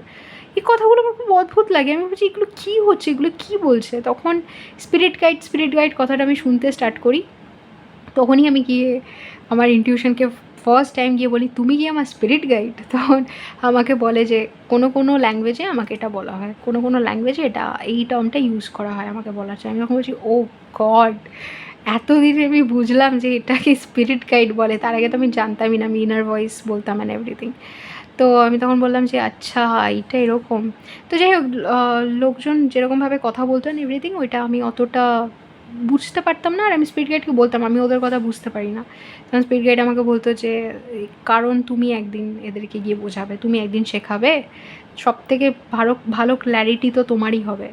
তো আমি বুঝতে পারতাম না জ্ঞান কী বলছে, মেবি আমি কোনো বই লিখবো ওটা থেকে বেরোবে, কারণ আমি জানি রাইটিংয়ে আমার লাইক আমি লিখতে পারি, তো মেবি ওটাই হবে। আমি বুঝতাম না মানে কীভাবে হবে না হবে, আর আমি জানি যে স্পিরিট গাইড সবসময় সব কথা খুলে বলে না, এটা আমি ছোটোবেলাও জানতাম যে মানে যেই কথাটা আপনি যেই সময় শুনলে ভয় পেয়ে যাবেন সেই কথাটা সে বলবে না, তার খুব ভালো আইডিয়া আছে কে কতটা নিতে পারবে সেই বিষয়ে। আমি যখনই এই কথাটা বললাম মনে হলো পুরো ঘরের মধ্যে হলুদ লাইট জ্বলে উঠলো, বাট অ্যাকচুয়ালি কোনো লাইটই জ্বলেনি, জাস্ট একটা কোনো লাইক এনার্জি ফিল করলাম। এনিওয়ে, তো তারপরে যখন আমাকে বলতে স্টার্ট করে এই কথাগুলো, তো যে স্পিরিট গাইড বলে যে ও এক্সিস্ট করে, কিন্তু তারপরেও আমি এটাকে মানে কয়েকদিন শুনি স্পিরিট গাইডের কথা, তারপরে আমার মনে হয় ওর এটা বোধহয় আমার মাইন্ডেরই একটা গেম, আবার আমাকে ম্যানিপুলেট করার চেষ্টা করছে আমার মাইন্ড এখানে থাকার জন্য। আর আমি তখন অনেস্টলি ভাবতে স্টার্ট করি যে আমি আমার স্পিরিট গাইডকে থ্রেটেনও করতাম যে আমি চলে যাবো একটা অ্যাসাইলামে গিয়ে ডাক্তারকে বলে দেবো যে আমার এইসব হচ্ছে। আমি জানি তখন ডাক্তার ভাববে যে, আমি ভেবেছিলাম কী বলবে স্কিজোফ্রেনিয়া, কিন্তু আমি তারপরে স্কিজোফ্রেনিয়ার ব্যাপারে জানতামও, আমি জানি স্কিজোফ্রেনিয়া যখন হয় লোকে ভাবতে স্টার্ট করে যে ওটা রিয়েল, কিন্তু আমি আমার রিয়ালিটি আর কোনটা আমার ইমাজিনেশন ওটা সেন্স খুব স্ট্রং। তো আমি বুঝতে পারতাম যে এইটা তো আমার, আর তারপরে আমার সাথে যা যা ঘটনা ঘটেছে ওগুলো তো মানে কোনো অর্ডিনারি ঘটনা নয়, এক্সট্রা অর্ডিনারি, আমি তো এগুলো জানতাম। তো স্পিরিট গাইডই আমাকে বলতো যে তুমি তো সবই জানো, আর তোমার কি মনে হয় যদি তোমাকে কোনো অ্যাসাইলামে নিয়ে যায় আর তোমার কী করবে, ওরা তোমাকে এমন ওষুধ দেবে যে তুমি নিস্তেজ হয়ে থাকবে, কিন্তু সেখানেও কি আমি আসতে পারবো না, আমি তো তোমার ওই নিস্তেজ অবস্থার মধ্যে দিয়েই কথা বলবো, তোমার ঘুমের মধ্যে দিয়ে আমি স্বপ্ন দেখাবো। আমি তখন ভাবছিলাম ও গড আমি পালাতে পারবো না। তখন আমাকে বলছিল তুমি পালিয়ে কোথায় যাবে, আর এমনিতেও যখন তুমি এগুলো জানতে পেরে যাবে, যখন তুমি এরকম লোকজনের সাথে মিট করবে যাদের সাথে এই জিনিসগুলো হচ্ছে, তুমি দেখবে কতজনকে এই জিনিসটা বলে অ্যাসাইলামে রাখা হয়েছে, বা তাদেরকে সোসাইটি পাগল বা এটা মানে তাদের এক্সপিরিয়েন্সগুলোকে ডিনাই করে তাদেরকে পাগল বলা হয়েছে, বা এমন বলা হয়েছে যে তাদের মানসিক ভারসাম্য তারা হারিয়ে ফেলেছে। তো তুমি ওদেরকে গাইড করতে এসছো, তুমি কেন ভিকটিম হতে চাইছো, তুমি ওই এক্সপিরিয়েন্সটা জানো না কত কষ্টকর। তো আমি তখন বুঝতে পারিনি যে এরকম যে হয়েছে। পরবর্তীকালে হ্যাঁ আমি দেখি যে এরকম আমার সাথেই লোকজন কানেক্ট করে বলে, তখন আমার স্পিরিট গাইড আমায় বলেও দিয়েছিলো যে এরকম লোকজন আছে তাদের সাথে এরকম এক্সপিরিয়েন্স হয়েছে। তখন তো এই এক্সপিরিয়েন্সটা আমার সাথে হচ্ছে, এটা কী এক্সপিরিয়েন্স আমি সেটাই বুঝতে পারছি না। এরকম লোকজন যে আছে যাদের সাথে এরকম হয়, এটা শোনার আমার কাছে খুবই অবাকের ছিল। আমি তখন বলছি কী বলছো, এরকম আরও লোকজন আছে? বলছে হ্যাঁ এরকম আরও লোকজন আছে, আর তুমি তো ওদের সাথে পরে কথাও বলবে। আমি তখন বলতাম কী বলছো, ওরা কোথায়? তখন বলছো এখানেই আছে। তখন আমি বললাম কোথায় দাঁড়া? তখন বলছে আরে তুমি দেখতে পারবে। আমি বললাম আরে কোথায়? তখন আমাকে বলছিলো আরে তোমার কাছেই আসবে ওরা, তুমিই ওদেরকে গাইড করবে। আমি তখন বলছি আরে আমিই তো কিছু বুঝি না। তখন আমাকে বলছিলো আরে তুমিই তো বুঝবে, আমি তো তোমাকে বোঝাবো। তো যাই হোক এরকম হচ্ছে 2020s-এ। কিন্তু তখন আমার মনে হচ্ছে যে না, এই জিনিসগুলো না আমার ঠিক 2020s বলছি আমি, বাট দেন 2020-তেই হচ্ছে এটা। তো তো না আমি বলছি না এইগুলো আমার মাইন্ডের ট্রিক হতে পারে আমাকে আবার ম্যানিপুলেট করছে, দৌড় আমি গেলাম। আমি স্পিরিট গাইডকে বলছি ঠিক আছে তুমি রাখো তোমার লাইফ, আমার দরকার নেই কোনো ছেলেকে দেখার, হয়ে গেছে, আমি বুঝে গেছি ও এক্সিস্ট হয়তো করে। তখন যেটা হলো সেটা হচ্ছে যে আমি ওর আওয়াজ খুব ক্লিয়ারলি শুনতে মানে পেতে স্টার্ট করলাম, খুব ক্লিয়ারলি, মানে অ্যাজ ইফ আমার পাশে বসে কথা বলছে আমি শুনতে পাচ্ছি। আমি কোনো রুমে ঢুকলেই মানে মনে হতো যে আমি খুব ক্লিয়ারলি ওর কথাবার্তা শুনতে পারছি, এরকম পুরো খুব পরিষ্কার শুনতে পেতাম। আর কী বলছে এক্স্যাক্ট কথা, মানে এক্স্যাক্ট কথাটা না শুনলেও কনটেক্সট কিছুটা বুঝে গেলাম, বুঝতাম যে কী উত্তর দিচ্ছে, ওর মেন্টালিটিটা আমার মতন উত্তরগুলো শুনে বুঝে গেলাম। ওর হাসিটা বুঝতে পারলাম, ওর হাসিটা খুব অদ্ভুত ছিল। আর আমি ঘরে দরজা বন্ধ করে ওর হাসিটা প্র্যাকটিসও করতাম, হাসিটা অনেকবার শুনতাম। আর অনেকবার মনে হতো যে অ্যাজ ইফ কখনো কখনো আমাকে একটা প্রেজেন্টেশন দিয়ে পুরো দেখাচ্ছে পৃথিবীটাকে, এরকম কখনো কখনো আমি ওর আওয়াজ শুনতে পেতাম। তো খুব অদ্ভুত, এই আওয়াজটা শুনতে পাওয়া একবার আমার দিল্লিতেও হয়েছিল, যে আমি চট করে একজনের আওয়াজ শুনতে পাচ্ছিলাম, মনে হচ্ছিলো অন্য কোনো, মানে কেউ চকলেট ফ্যাক্টরিতে কীভাবে চকলেট প্রোডাকশন হবে, এই চকলেটটা এখানে রাখাবো, কাকাও পাউডারগুলো এখানে কেন, এইখানে নিবসগুলো থাকবে, এরকম কথা বলছে। মানে আমি একটা এক্সাম্পল দিচ্ছি, বাট আমি দিল্লিতে বসে একটা কোথায় কী অন্য কোনো একটা জায়গার আওয়াজ, ওখানে কী চলছে এরকম পাচ্ছিলাম, মানে নিজের মাইন্ডের মধ্যে, অন্য নিজের কানে না, মাইন্ডের মধ্যে আওয়াজ আসছিলো। তো এটা বুঝতে পারছিলাম না কী হচ্ছে। তো যাই হোক আমি তখন বললাম যে ঠিক আছে এই ছেলেকে আমার দেখে লাভ নেই, আমি বুঝে গেছি এটা আমার মাইন্ডের ট্রিক, আমি গেলাম বাই। তখন আমাকে স্পিরিট গাইড বলছে যে শোনো আমার কথাটা শোনো। তখন আমি বললাম না এইগুলো আমার মাইন্ডের ট্রিক, তুমি আমাকে আর আটকেও না, আমার আর এখানে থাকার ইচ্ছা নেই। তখন আমাকে বলতো এরকম যে পৃথিবীতে আসলে তুমি একবার দেখতেও চাও না ওকে কীরকম দেখতে। আচ্ছা হতে পারে আমি মিথ্যে কথা বলছি, কিন্তু যদি আমি সত্যি কথা বলি, যদি সত্যিও এক্সিস্ট করে থাকে, তুমি কি সত্যি ওকে একবার দেখতে চাও না? একবার চোখের দেখাও দেখবে না, তার আগেই চলে যাবে? তো এই কথাটা আমার ভীষণ টেম্পটিং লাগতো। আমি তখন মানে আমি চাইতাম দেখে যেতে। তখন আমি বলতাম কিন্তু তুমি তো দেখাচ্ছ না। বলছে কিন্তু আমি তো তোমাকে দেখাবো। বলছে আমি তো জানি না। আমি তখন বলতাম আমি তো জানি না কবে দেখবো। তখন আমায় বললো যে তুমি এত কাছে এসে গেছো ওকে দেখার, যে হাত পা ছুড়লে তোমার ওর গায়ে লেগে যাবে, মানে তুমি যদি হাত ছোড়ো ওর মুখে লেগে যাবে, এরকম। আমি তখন বললাম, আমি তখন হাত পা ছুটতাম এক্স্যাক্টলি। আমি তখন বলতাম কোথায় ওর মুখে তো লাগছে না, কোথায় ও এক্স্যাক্টলি কোথায় ও? তখন আমাকে বলছিল দাঁড়াও তুমি জানো না খুব ক্লোজ, তুমি একদম কাছে দাঁড়িয়ে ওর, মানে একদম কাছে দাঁড়িয়ে ওই মোমেন্টটায় যখন তুমি ওকে দেখবে। তার আগে আমি এরকম, মানে যখনই আমার টুয়েনের সাথে দেখা হবে তার আগে আমার এরকম ইমাজিনেশনে আসতে স্টার্ট করেছিল যে আমি এরকম কারোর সাথে একটা দেখা হচ্ছে, যেন মনে হচ্ছে জন্মান্তর ধরে আমি তাকে চিনি, এরকম একটা জিনিস মনে হতো। তখন মনে হতো আমি ওকে দেখলে পরে বোধহয় মাথা ঘুরিয়ে পড়ে যাব, কী জানি ও আমাকে ধরতে পারবে কি না।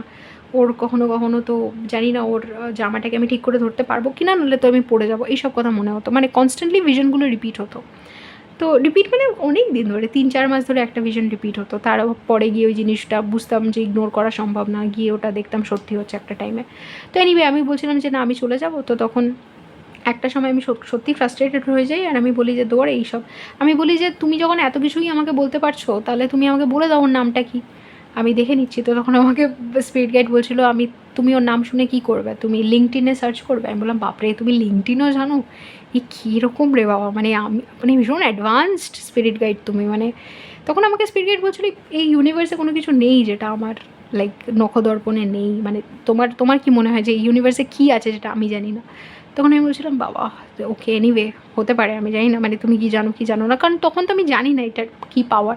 ইনফ্যাক্ট যারা স্পিরিচুয়াল ছিল সেই মোমেন্টে, যাদের সাথে আমি কথা বলছিলাম এই জিনিসগুলো নিয়ে, তারা কয়েকজন তো এটা আইডেন্টিফাই করতে পারছিল না। একজন আমাকে বলেছিল মেবি আমার ইনটিউটিভ ক্যাপাসিটি অনেকের থেকে অনেক বেশি, মানে আমি অনেক বেশি অ্যাডভান্সড সোল, যার জন্য এই এক্সপিরিয়েন্সগুলো আমার হচ্ছে। সেই কথাটাও আমি বিশ্বাস করিনি তখন, কারণ আমি ভাবছিলাম সে প্রতিনিয়ত মেডিটেশন করছে, আমি কি করে তার থেকে অ্যাডভান্সড হতে পারি। আমি তখন এই জিনিসগুলো অতটা বুঝতাম না। সে আমাকে বলে যে অ্যাডভান্সড সোলদের জার্নি অন্যরকম হয়, ইনফ্যাক্ট আমার এটা লাইটলি নেওয়া উচিত না। তো যাই হোক আমি তখন ওই জিনিসগুলো বিশ্বাস করিনি, কিন্তু কীভাবে বিশ্বাস করব, তখন তো আমি এগুলো জানি না। বাট এরকম যে আরও লোকজন আছে তারাই যে আমার কাছ থেকে গাইডেন্স নেবে এটাও আমি জানি না। বাট এনিওয়ে তারপরে যেটা হয় সেটা হলো যে আমি যখন ডিসাইড করি যে না এইসব গল্প শুনে লাভ নেই, এবার আমি এখান থেকে যাচ্ছি, তখন আমার স্পিরিট গাইড আমাকে বলে শোনো আমি যেটা বলছি শোনো। তখন আমি বললাম না আমি শুনতে চাই না, জানতেও চাই না, আমি কাউকে দেখতেও চাই না, ঠিক আছে আমি বুঝে গেছি এগুলো সব ম্যানিপুলেশন, আমি গেলাম। তো তখন মানে আমি দেখছি কীভাবে আমার এখান থেকে এই লাইফটা থেকে বেরোনো যায়। তখন আমার স্পিরিট গাইড আমাকে একটা কথা বলে যে তোমার সময় হয়নি কিন্তু এখনও দেখার, তোমাকে যদি আমি এক্ষুনি দেখিয়ে দিই তুমি কিন্তু নিতে পারবে না। তখন আমি বললাম যে নিতে পারবে না, নিতে পারবে না মানে কি ভূত দেখাবে নাকি তুমি? তুমি যাকে দেখাবে সে মানুষ না?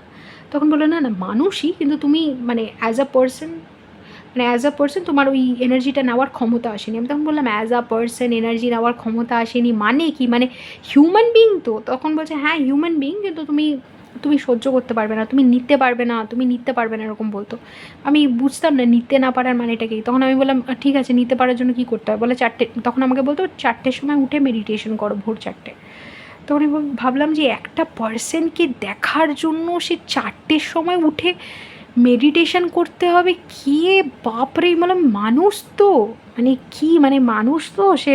বললো হ্যাঁ মানুষ, কিন্তু তুমি নিতে পারবে না। তখন আমি বললাম কি, কোন মানুষকে দেখার জন্য আমাকে 4টের সময় উঠে মেডিটেশন করতে হবে? তখন এমনিতেই আমি নাইট আউল ছিলাম, উঠতাম আমি 12টার সময়। 4টের সময় উঠে কে মেডিটেশন করবে এখন একটা পার্সনকে দেখার জন্য? আমি ভাবছি হে ভগবান, কী মানে আমি জীবনে এরকম শুনিনি। বাট যাই হোক, আমি বললাম ঠিক আছে। 4টের সময় উঠে তো আমি কোনোদিনও মেডিটেশন তখন করতেই পারিনি, বাট আলটিমেটলি আমি যখন স্পিরিট গাইডকে অনেক থ্রেট দিয়ে ফেলেছি যে আমি গেলাম, তুমি রাখো তোমার পার্সন, তোমার কাছেই থাক, আমি পরে কোনো দিন যা হবে হবে, আমি গেলাম এখান থেকে, আমার কোনো ইন্টারেস্ট নেই। তখন স্পিরিট গাইড আমাকে বলে শোনো আমি তোমাকে দেখিয়ে তো দিচ্ছি, কিন্তু এটা কিন্তু উচিত না, আমি যদি তোমাকে দেখিয়েও দিই তুমি কিন্তু ওর সাথে কথা বলবে না। আমি বললাম হ্যাঁ ঠিক আছে কথা বলবো না। আমি তখন ভাবছি না কথা তো মেবি আমি একটু বলবো, কিন্তু না না ঠিক আছে হ্যাঁ তুমি দেখিয়ে দাও কিছু, আমি কিছু বলবো না। তখন আমাকে বলছিলো শোনো আমার কথাটা, আমি কিন্তু জানি মানে স্পিরিট গাইড তো অবভিয়াসলি বোঝে কি তুমি কী ভাবছো। তখন আমাকে বললো দেখো আমি জানি তোমার মাথায় কী চলছে, তুমি কিন্তু কথা বলবে না, সময়ের আগে যদি তুমি কিছু বলো তুমি কিন্তু নিতে পারবে না, তুমি নিতে পারবে না, নিতে পারবে না অনেকবার বলে। তখন আমি বুঝিনি যে নিতে না পারার ব্যাপারটা কী হয়। আমি বললাম না না ঠিক আছে তুমি দেখাও। আমাকে বললো যে আমি তখন বুঝি যে স্পিরিট গাইডসদেরও অনেক রেলমস থাকে আর তাদেরও আনসারেবল হতে হয় অন্য এন্টিটিসদের কাছে। কারণ সে আমাকে বলে যে আমি কী জবাব দেবো যদি আমি তোমাকে এখনই দেখিয়ে দিই, সময়ের আগে দেখিয়ে দিই, তুমি নিতে পারবে না। তখন আমি বুঝতে পারি না, আমি বললাম যে তুমি কাকে জবাব দেবে? তখন বললো যে হয় মানে সবাইকেই জবাব দিতে হয়, everybody is answerable for their action, মানে সবাই সবার অ্যাকশনসের জন্য আনসারেবল। যাই হোক, এটা আমি তখন তো বুঝতে পারতাম না। আমি ভাবলাম যে আমাকে বোধহয় ম্যানিপুলেটই করছে, এরকম কোনো ছেলেই নেই, হতেই পারে না। তখন আমি অনেক কিছু বলার পরে আমাকে লাস্টে একটা সোশ্যাল মিডিয়া প্ল্যাটফর্ম বলা হয়। আমি সব সোশ্যাল মিডিয়া প্ল্যাটফর্মে ছিলাম বাট ওটাতেই ছিলাম না। তো তখন আমাকে বলে যে ঠিক আছে যাও ওই প্ল্যাটফর্মে গিয়ে একটা অ্যাকাউন্ট বানাও। ধরে নাও কী বলবো ওটাকে, টুইটারই, মানে আমি ফর এক্সাম্পল বলছি, মানে আমাকে বলা হয় যাও গিয়ে টুইটারে একটা অ্যাকাউন্ট বানাও। আমি তখন বলি টুইটারে অ্যাকচুয়ালি আমি অ্যাকাউন্টটা বলি, আমি নামটা বলিয়ে দিই ইনস্টাগ্রাম। তখন আমি ভাবলাম যে ইনস্টাগ্রামে অ্যাকাউন্ট বানাবো আমি অ্যাকচুয়ালি এইগুলোর মানে এই জিনিসগুলো ইন্টারেস্টেড ছিলাম না। মানে আমি খুব এনজয় করতাম না ইনস্টাগ্রাম, সব প্ল্যাটফর্মেই ছিলাম ইনস্টাগ্রামেই ছিলাম না। তো তখন সে আমাকে বলে যে ইনস্টাগ্রামে যাও গিয়ে একটা অ্যাকাউন্ট বানাও। তো তখন আমি বললাম তুমি আমাকে কী মনে করো, মানে আমি বললাম যে তুমি আমাকে কী মনে করো ইনস্টাগ্রামে অ্যাকাউন্ট মানে যে সেলিব্রিটিসরা পোস্ট করে পিকচার্স অ্যান্ড এভরিথিং গসিপ, ওগুলো আমার জন্য, মানে তুমি আমাকে চেনোই না, ঠিক আছে, মানে ইনস্টাগ্রাম আমার জন্য নয়। তখন আমাকে বলছে না তুমি যাও না ইনস্টাগ্রামে একটা অ্যাকাউন্ট বানাও। তখন আমি বললাম যে না আমি বানাবো না ইনস্টাগ্রামে। অনেক দিন বলে তারপরে আমি বলি যে মানে যে কোনো কমপ্লেন যদি আমি করি এটা কেন হচ্ছে আমার লাইফে, ওটা কেন হচ্ছে, সে আমাকে বলতো যে ইনস্টাগ্রামে একটা অ্যাকাউন্ট বানাও, যেটা বলছি ওটা করো। তখন আমি বললাম সব প্রবলেমের সলিউশন ইনস্টাগ্রামের অ্যাকাউন্ট হতে পারে না। তো তুমি আমাকে যে বলেছিলে ওই ছেলেটার কথা, ওকেও তো তুমি দেখালে না অ্যান্ড এভরিথিং। তখন আমাকে বললো যাও না ইনস্টাগ্রামে একটা অ্যাকাউন্ট বানাও। তখন আমার মাথায় চ্যাট করে ক্লিক করে যে ইনস্টাগ্রামেও নেই তো। তখন আমি বলি যে এক মিনিট তুমি আমাকে ইনস্টাগ্রামের অ্যাকাউন্ট কেন বানাতে বলো, ইনস্টাগ্রামেও আছে নাকি? তখন আমাকে বলে যাও ইনস্টাগ্রামে গিয়ে অ্যাকাউন্ট বানাও, আমাকে এইসব প্রশ্ন করো না। তখন আমি যেটা বলছি ওটা করো। তখন আমি বললাম যে ইনস্টাগ্রামের অ্যাকাউন্ট, দাঁড়াও তুমি জানো ইনস্টাগ্রাম, মানে তুমি কি জানো ইনস্টাগ্রামে কতগুলো অ্যাকাউন্ট আছে? আমি জাস্ট একটা অ্যাকাউন্ট বানালেই আমি তাকে খুঁজে পেয়ে যাবো, এটা হতে পারে? আর তখন আমাকে স্পিরিট গাইড বলে যে তুমি কি জানো ইনস্টাগ্রামের কতগুলো অ্যাকাউন্ট প্রাইভেট? হ্যাঁ, আমাকে মানে আমি এক্স্যাক্টলি ওই কন্ডিশনগুলো ক্রিয়েট করবো যেই কন্ডিশনে তুমি ওর অ্যাকাউন্ট খুঁজে পাবে অ্যান্ড এভরিথিং, তারপরে গিয়ে তুমি পাবে ওটাকে। আমি তখন ভাবছি বাপরে কী নলেজ সোশ্যাল মিডিয়ার ব্যাপারে স্পিরিটের অ্যাকচুয়ালি সব কিছুর ব্যাপারেই নলেজ থাকে, কিন্তু সেটা আমি কী করে জানবো, তখন তো আমি জানি না না। তো তখন সে আমাকে বলছে যে তুমি জানো না কতগুলো অ্যাকাউন্ট প্রাইভেট থাকে আর কতগুলো অ্যাকাউন্ট প্রাইভেট মানে পাবলিক থাকে, তার মধ্যে গিয়েও তুমি যা আমি দেখাবো সেটাই দেখবে, তুমি যাও অ্যাকাউন্টটা গিয়ে শুধু বানাও, আর কিছু চিন্তা করো না। আমি শুনিনি তার কথা। তারপরে না শুনতে আমার বার্থডে যেদিনকে আসে জুনে, তখন আমাকে বলে এটা বোধহয় কবে মানে আমি বলছি স্পিরিট আমার সাথে কথা বলা স্টার্ট করে মার্চে, জুনে আমাকে স্পিরিট মোটামুটি কনভিন্স করে ফেলে। আমার জন্মদিনের দিন আমাকে বলে যে যাও আজকে তোমার জন্মদিন, একটা শুভ কাজ অন্তত করো, আজকে গিয়ে ইনস্টাগ্রামে অ্যাকাউন্টটা বানাও। আমি তখন স্পিরিট আমাকে সত্যি অনেকই তো হেল্প করেছে, মানে স্পিরিট আমাকে মানে বাজে বলে তো লাভ নেই, মানে যাই বলি না কেন তখন, এখন তো আমি জানি স্পিরিট আমার জন্য কী, তখন তো আর আমি জানি না। তো স্পিরিট আমাকে, আমি ভাবলাম যে যাই হোক, স্পিরিট আমার জন্য অনেক করেছে। স্পিরিটের এইটুকু কথা যে জন্মদিনের দিনে যাও গিয়ে অ্যাকাউন্টটা খোলো, আমার একটা কথা রাখো, অনেক রিকোয়েস্ট করতো আমাকে, কারণ আমি কিছু মানতে চাইতাম না। তখন বলতো যে আমি ঠিক আছে, আমি তখন বললাম যে ঠিক আছে আমি অ্যাকাউন্টটা খুলবো আজকে। তো সামহাও আমি অ্যাকাউন্ট খোলার কথাও ভুলে গেছি, কিন্তু বার্থডে শেষ হওয়ার আগে, মানে সামহাও ওই 11:30 নাগাদ আমি, মানে 12টা বাজার একটু আগে আমি গিয়ে ইনস্টাগ্রামে অ্যাকাউন্টটা খুলি। আর আমার বন্ধুরাও তার আগে বলতে স্টার্ট করে, সবাই সামহাও মিরাকিউলাসলি, যে ইনস্টাগ্রামে আয়, তখন লকডাউন চলছে, প্লিজ ইনস্টাগ্রামে আয়, দারুণ কন্টেন্ট অ্যান্ড এভরিথিং, মানে সবাই মোটামুটি আমাকে বলতে স্টার্ট করে ইনস্টাগ্রামে। তো যাই হোক, আমি ইনস্টাগ্রামে গিয়ে আমার বন্ধুদেরকে একটা লাইক করি, লাইক পিং করি, আর সবাই খুব খুশি যে আমি ইনস্টাগ্রামে গেছি। কেউ শকড যে বিদিশা কী করে ইনস্টাগ্রামে, বিদিশা তো ওইগুলো পছন্দই করে না। বাট এনিওয়ে, তারপরে যখন আমি যাই ইনস্টাগ্রামে, আমি স্পিরিটকে বলিও যে আমি তুমি যদি বলো যে ইনস্টাগ্রামেই ও আছে, আমি চিনবো কী করে, এটা তো সম্ভব না, কতগুলো অ্যাকাউন্ট আছে। তখন স্পিরিট বলে এইসব চিন্তা তুমি করবে না, আমার কাজ প্লিজ তুমি করার চেষ্টা করো না, আমি জানি তুমি আমায় অনেক ভালোবাসো। এটা স্পিরিটের একটা পেটেন্ট ডায়লগ, যেটা আমাকে স্পিরিট বলে যে আমি জানি তুমি আমাকে অনেক ভালোবাসো, কিন্তু প্লিজ আমার কাজ তুমি করো না, তোমার নিজের কাজটা তুমি করো, আমার কাজটা আমি করবো। তো যাই হোক, স্পিরিটের সাথে আমার রিলেশনশিপ এতদিনে হয়তো আপনারা এতক্ষণে বুঝে গেছেন যে খুবই মানে বেস্ট ফ্রেন্ডের মতন ছোটোবেলা থেকে। পরে গিয়ে আমি রিয়েলাইজও করি যে স্পিরিট অ্যাকচুয়ালি আমার বেস্ট ফ্রেন্ড অন্য রিয়েলমের থেকে, মানে আমার যে স্পিরিট গাইড। তো এনিওয়ে, তারপরে মানে best friend, almost like best friend বলে তো অ্যাকচুয়ালি কিছু হয় না, মানে বেস্ট ফ্রেন্ড হচ্ছে জাস্ট একটা ফিলিং, ওরকমই। তো এনিওয়ে, তারপরে আমি ইনস্টাগ্রামে যাই, আর ইনস্টাগ্রামে যাওয়ার পরে অদ্ভুতভাবে আমার এমন জিনিসের ওপরে ইন্টারেস্ট চলে আসে যেইটার উপরে আমার ইন্টারেস্ট আগে কখনোই ছিল না। আর ওই জিনিসগুলোকে আমি লাইক খুবই লাইক প্যাশনেটলি দেখতে থাকি, কন্টেন্ট কনজিউম করতে থাকি। আর আমি বুঝতেই পারি না মানে মানে কী কোথায় হারিয়ে যাই আমি। সো ইনস্টাগ্রামের কন্টেন্টের ওপরে আমি এতটা লাইক আমার পছন্দ হয় যেটা, মানে আমি বোধহয় আর বাকি সব কিছু দেখা বন্ধ করে দিই, সারাক্ষণ ইনস্টাগ্রামে থাকতাম। আর আমি যখন স্পিরিটকে জিজ্ঞেস করতাম আমি কী করবো এখানে, স্পিরিট বলতো যে এনজয় করো, তোমার কিচ্ছু ভাবতে হবে না। আর আমি সিরিয়াসলি মানে তখন যে আমি কোনো পার্সন আছে যাকে আমার খুঁজতে হবে, আমি ওটাও ভুলে গেছি। এগুলো আমি পরে জানতে পারি যে কেন হয়েছিল, কারণ আপনি যেখানে টুইনের এনার্জি যেখানে থাকবে না, সেই জিনিসটা মিটিংয়ের সময় প্রচণ্ড অ্যাট্রাকটিভ হয়ে যাবে আপনার জন্য। মানে আপনার টুইন যদি অ্যাডিডাস মেবি প্রেফার করে বা নাইকি প্রেফার করে, তো ওই ব্র্যান্ড যেটা সে প্রেফার করে সেই ব্র্যান্ডটার ভ্যালু আপনার সামনে বেড়ে যাবে, ব্র্যান্ডটা গ্লো করবে। বা কোনো একটা বিল্ডিং যেখানে আপনার টুইন চাকরি করে, মিটিংয়ের সময় ওই জিনিসটা প্রচণ্ড অ্যাট্রাক্ট করবে। তো ওই জিনিসটা আমার সাথে হয়েছিল। তো কয়েকটা মানে আমি মোটামুটি বলছি যে তখন আমার ইন্টারেস্ট এসে গেছিলো মেবি আন্ডার ওয়াটার ডাইভিং, এরকম কোনো খুব একটা স্পেসিফিক এরিয়াতে ইন্টারেস্ট এসে গেছিলো। এমন ইন্টারেস্ট এসেছিলো যে আমি ইন্ডিয়া ব্রড যেখানে যা আন্ডার ওয়াটার ডাইভিং হতো সব দেখে নিয়েছি, সব অ্যাকাউন্ট ফলো করেছি। মানে মোটামুটি এক মাসের মধ্যে আমি 2000-2500 অ্যাকাউন্ট ফলো করছিলাম জাস্ট আন্ডার ওয়াটার ডাইভিংয়ের ওপরে। এক্সাম্পল দিচ্ছি একটা, করতে করতে আমি ইন্ডিয়ারও যে আন্ডার ওয়াটার ডাইভিং ক্লাবসগুলো রয়েছে সেগুলোতেও আমি মোটামুটি প্রচণ্ড অ্যাট্রাক্টেড ফিল করি, দেখতে থাকি। আমার টুইনের যে কালিগস তাদের অ্যাকাউন্টে আমি ঢুকে যাই, আর সেই কালিগসদেরকে দেখে আমার একটা অদ্ভুত কীরকম ফিলিং হতো যে এইরকম পার্সন যদি আমার মানে আমার পার্টনার হতো তাহলে বেস্ট হতো, এরকম হতো। তো আমি ভাবতাম ওদের ওপরেই আমার ক্রাশ আছে। আর আমি স্পিরিটকে জিজ্ঞেসও করতাম এটাই কি ওই পার্সনটা, মানে মনে ভাবতাম, স্পিরিটকে জিজ্ঞেস করি, মনে ভাবতাম যে এটাই কি ওই পার্সন, যেটা মানে যাকেই দেখতাম মনে হতো একটা অদ্ভুত একটা ফিলিং কাজ করতাম, আর মনে হতো যে এটাই কি ওই পার্সনটা যারকে আমি খুঁজছি, এরকম মনে হতো। বাট যাই হোক, আলটিমেটলি তাদের সাথে মানে যাই হোক আলটিমেটলি কিছুই না, একদিন দুদিন দেখতাম, তারপরে আবার অন্য কাউকে দেখতাম, অন্য কিছু দেখতে স্টার্ট করতাম। একদিন আমার কাছে একটা পেজ রেকমেন্ড হয়, যেই পেজটা আমার যখন সামনে আসে ওই পেজটাকে আমি সরিয়ে দিই, ভাবি যে কী পেজ এটা, মানে আন্ডার ওয়াটার ডাইভিং, কিন্তু আন্ডার ওয়াটার ডাইভিংয়ের কোনো ছবি নেই, একটা এমনি একটা কোনো একটা পার্সনের ছবি দেওয়া, আমি ওটাকে সরিয়ে দিই। সেকেন্ড ডে আবার কোনো একদিন ওটা রেকমেন্ড হয়, আবার সরিয়ে দিই। থার্ড ডে আবার ওটা রেকমেন্ড হয়, আবার সরিয়ে দিই। যেদিন আমি থার্ড ডে সরাই সেদিনকে আমার মনে হয় কী এই পেজটা বারবার রেকমেন্ডেড হয়, তখন আমি এই পেজটা খুলি। খোলার পরে এটা হচ্ছে জুলাই এন্ড, মানে অ্যাকচুয়ালি আমি লায়ন গেট পোর্টালে দেখেছি। আমার 20K ডেট আমার মনে নেই, কেন মনে নেই এবারই আপনারা জেনে যাবেন কেন আমি ডেটটা মনে রাখতে পারিনি।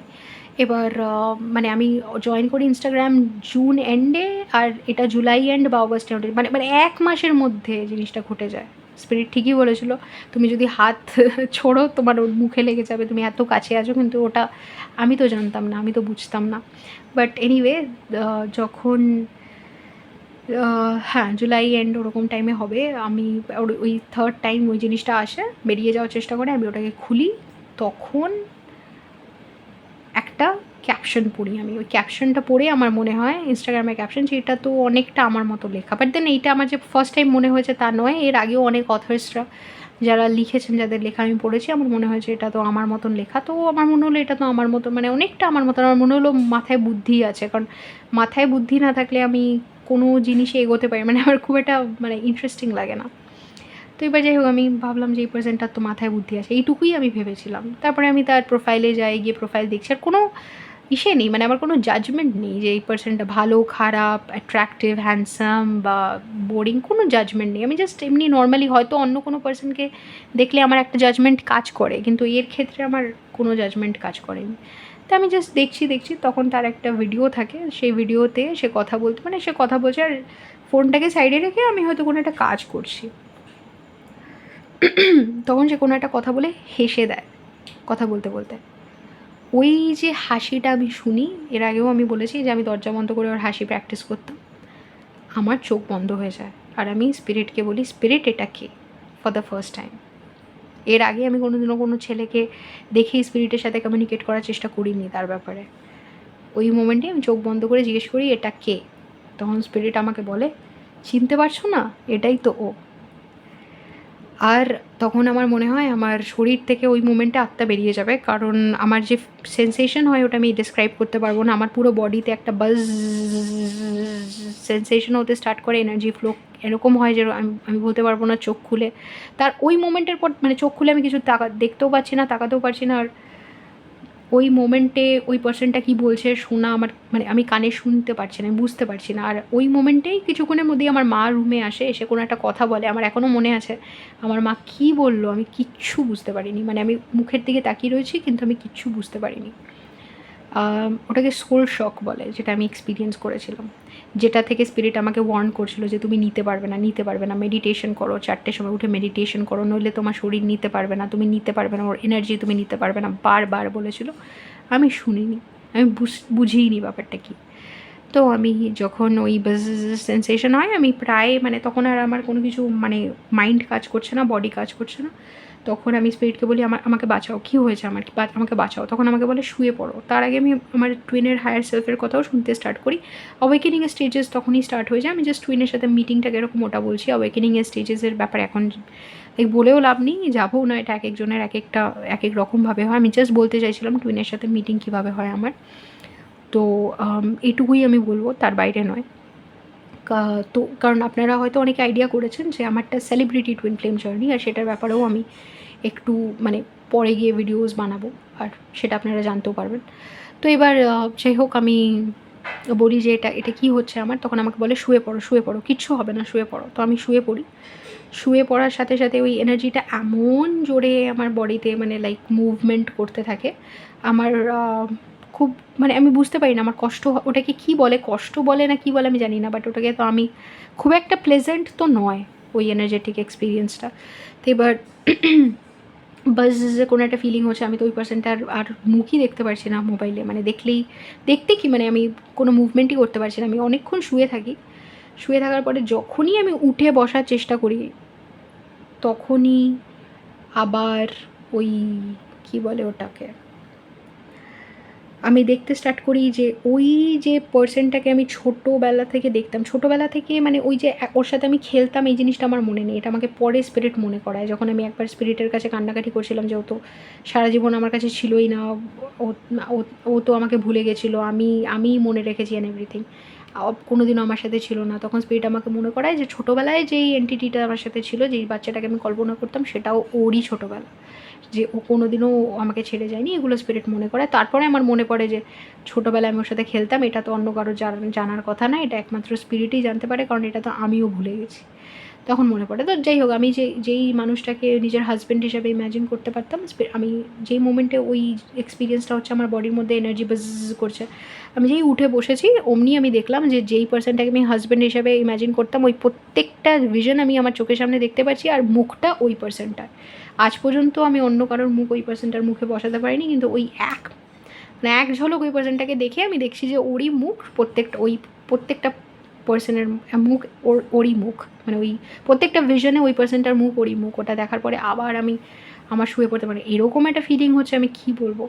তা আবার শুয়ে পড়তে ইচ্ছা করছে। ওই সব মোমেন্টে আমি অনেকগুলো ভিশন একসাথে দেখছি, মানে যেখানে দেখছি যে ওর পায়ের সামনে, ওই পার্সনটার পায়ের সামনে আমি প্রায় যেরকম লক্ষ্মী বিষ্ণুর পায়ের সামনে একদম সমর্পিত, আমি ওর পায়ের সামনে মানে একদম হাত জোর করে বসে রয়েছি, সমর্পণের একটা স্টেটে। কেন আমি ওইভাবে বসে রয়েছি, কি ওটা, মানে আমি তো কোনো দিনও কোনো ছেলের সামনে এইভাবে সারেন্ডার করিনি। ওই স্টেটটা কি আমি বুঝতে পারছি না, কিন্তু ওই স্টেটটা যে একটা হাই স্টেট অফ লাভ, ওটা আমি বুঝতে পারছি, বাট কী দেখছি আমার কোনো আইডিয়া নেই। আবার কোনো জায়গায় আমার মনে হচ্ছে আমি ওর থেকে ছিটকে চলে যাচ্ছি, মনে হচ্ছে যে আমি নিতে পারবো না। আমি ওকে বলছি যে তুমি যাও এখান থেকে, আমি পারবো না, বা ও পারবে না আমাকে নিতে, আমি ওকে বলছি চলে যাও। কোনো একটা জায়গায় আমি ওকে ধরে কাঁদছি, যেখানে আমি বলছি যে কেন এতদিন কেন আসুনি। আর কোনো একটা জায়গায় আমি ওকে জাস্ট দেখছি, যেখানে আমি মানে মুগ্ধ হয়ে গিয়ে দেখছি যে এটা কী করে, মানে ও একটা অ্যাজ এ হিউম্যান বিং ওকে কীরকম দেখতে, এরকমভাবে মানে আমি দেখছি যে মানে একটা কাঁচ যেরকম ভেঙে গেলে অনেকগুলো টুকরো হয়ে যায়, এক একটা টুকরে রিফ্লেকশনটা ওরকম লাগে, ওরকমই মানে আমি ওর ভিশনটা আমার স্কুল কীভাবে দেখছে মানে এই লাইফ টাইমে, ওটা আমি মানে প্রায় 10 রকমভাবে কল্পনা করতে পারছি। ওটা দেখে আবার আমি বিছানায় পড়ে যাই। ওই জিনিসটা, ওই সেন্সেশনটা, ওই সোল শকটা আমার লাস্ট করে প্রায় 3-4 দিন, মানে আমি জিজ্ঞেস করতাম যে আমি কি ঠিক হয়ে যাব, আমার কী হবে, আমি কি ভালো হয়ে যাব। 3-4 দিন আমি কথা বলার ক্যাপাসিটি ঠিক করে বলতে পারি না, আমি কথা বলার ক্যাপাসিটি, সেন্টেন্স ফর্মুলেট করার ক্যাপাসিটি, থট ফর্মুলেট করার ক্যাপাসিটি হারিয়ে ফেলি, আর প্রচণ্ড ঘুমাতাম 3-4 দিন দেখার পরে। ওই যে স্পিরিট আমাকে ওই কথাটা বলেছিল যে তুমি নিতে পারবে না এনার্জেটিক্যালি, তুমি এখনও প্রিপেয়ার্ড নয়, তখন ওটার মিনিং আমি তখনও বুঝিনি, পরে গিয়ে বুঝেছি। আমি বুঝতে পারলাম না এটা আমার কী হলো। আমি তো তারপরে 5 দিন পরে আই থিঙ্ক ব্যালেন্সড হই, তারপরে আবার ওই পার্সনটাকে দেখতে স্টার্ট করি, আর তখন আমি ভাবি এটা আমার মাইন্ডের ভুল, এটা সত্যি হতে পারে না। বাট আস্তে আস্তে স্পিরিট আমাকে হাত ধরে প্রুফ করে যে ওই পার্সনটাই সেই পার্সনটা। ইনফ্যাক্ট যখন আমি দেখি যে, এবার আপনারা মেলাতে পারবেন যে দিল্লিতে আমি যখন দেখতাম যে হি ইজ হিয়ার, ও নামছে দিল্লি থেকে, তখনই ও ইন্ডিয়াতে এন্ট্রি করে। আর ওই পয়েন্টটা হি ইজ হিয়ার হচ্ছে ওর এন্ট্রি ইন দিস কান্ট্রি।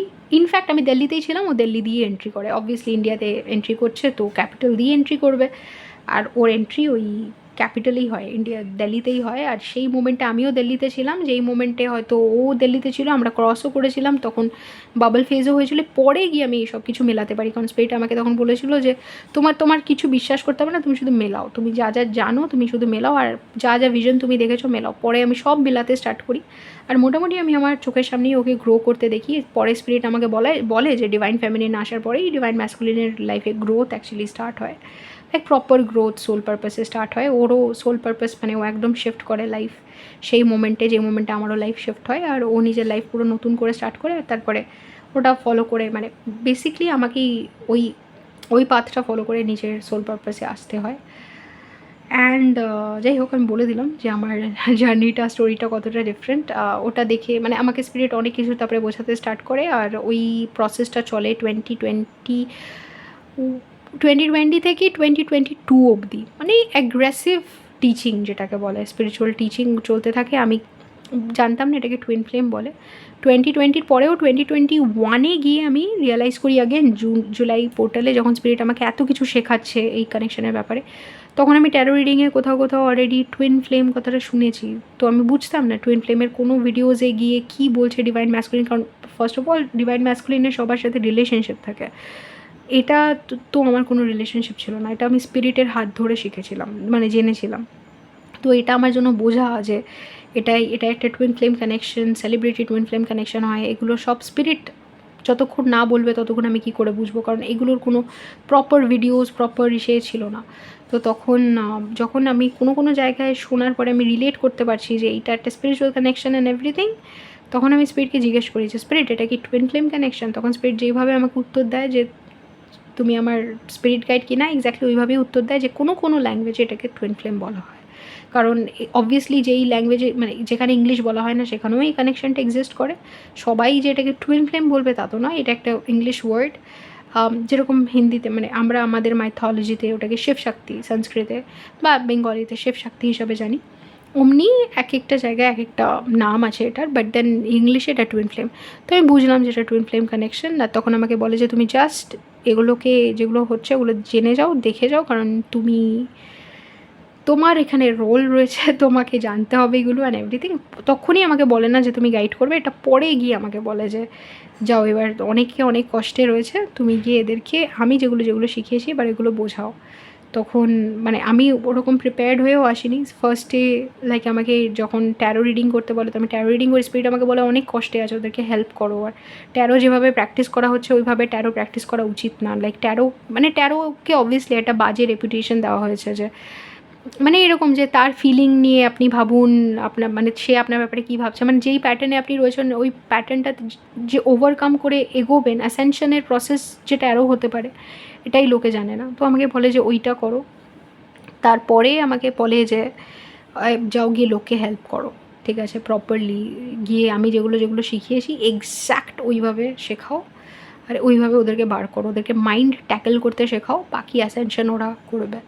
তো অ্যাগেন ওটাই আমার ইনার ওয়ার্কের প্রসেস। আর যেভাবে স্পিরিট বলে, আর আমি বলি স্পিরিটকে যে আমি এগুলো কোথা থেকে শিখবো অ্যান্ড এভরিথিং। স্পিরিট বলে দেখো, যদি তুমি বই পড়ে শিখতে চাও, বই তোমাকে এত পড়তে হবে যে তুমি পড়ে শেষ করতে পারবে না এই জন্মে। কিন্তু যদি রিয়েলাইজেশন থেকে, আমি যেটা বলবো সেখান থেকে শিখতে চাও, রিয়েলাইজেশন থেকে, তাহলে রিয়েলাইজ করবে তুমি যা দেখবে যে 1001টা বইতে ওটাই লেখা। মানে বই পড়ে শিখতে গেলে তোমাকে হয়তো 500টা বই পড়ে জানতে হবে, আর যদি তুমি রিয়েলাইজেশন থেকে জানো তাহলে দেখবে রিয়েলাইজেশন একবার হয়ে গেলে 1000খানা বই ওটার ব্যাপারে একই কথা বলছে, তো তোমাকে আর বই পড়তে হবে না।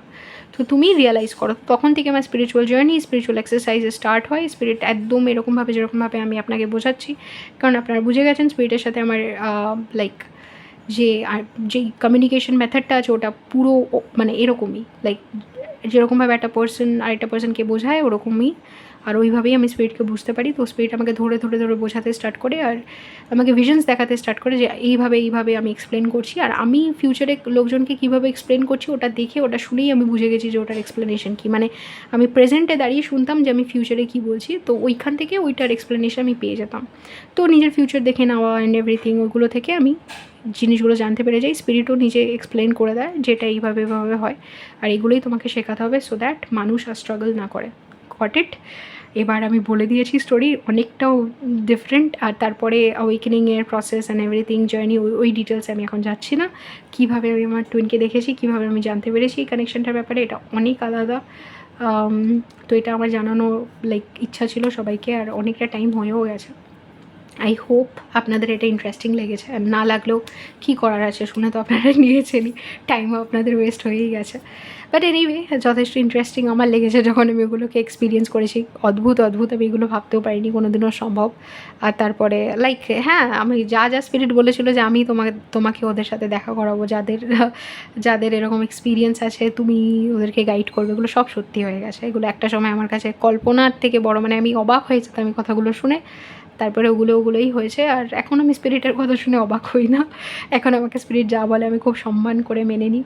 এখন আমি ওরকমও করি না যে চুপ করো তুমি আমাকে পাগল করে দিচ্ছ, এরকমও বলি না। আমি জাস্ট এই সম্মানটা, যে জিনিসটা আমি আগে করতে পারিনি, আমি পরে বুঝেওছি। আর তারপরে এখন স্পিরিটের সাথে আমার রিলেশনশিপ লাইক আগের মতনই মানে অনেক ফ্রেন্ডলি আমার স্পিরিট গাইডের সাথে আমার রিলেশনশিপ মানে পুরো কী বলবো মানে বেস্ট ফ্রেন্ডই বলা যায় মানে হিউম্যান রূপে।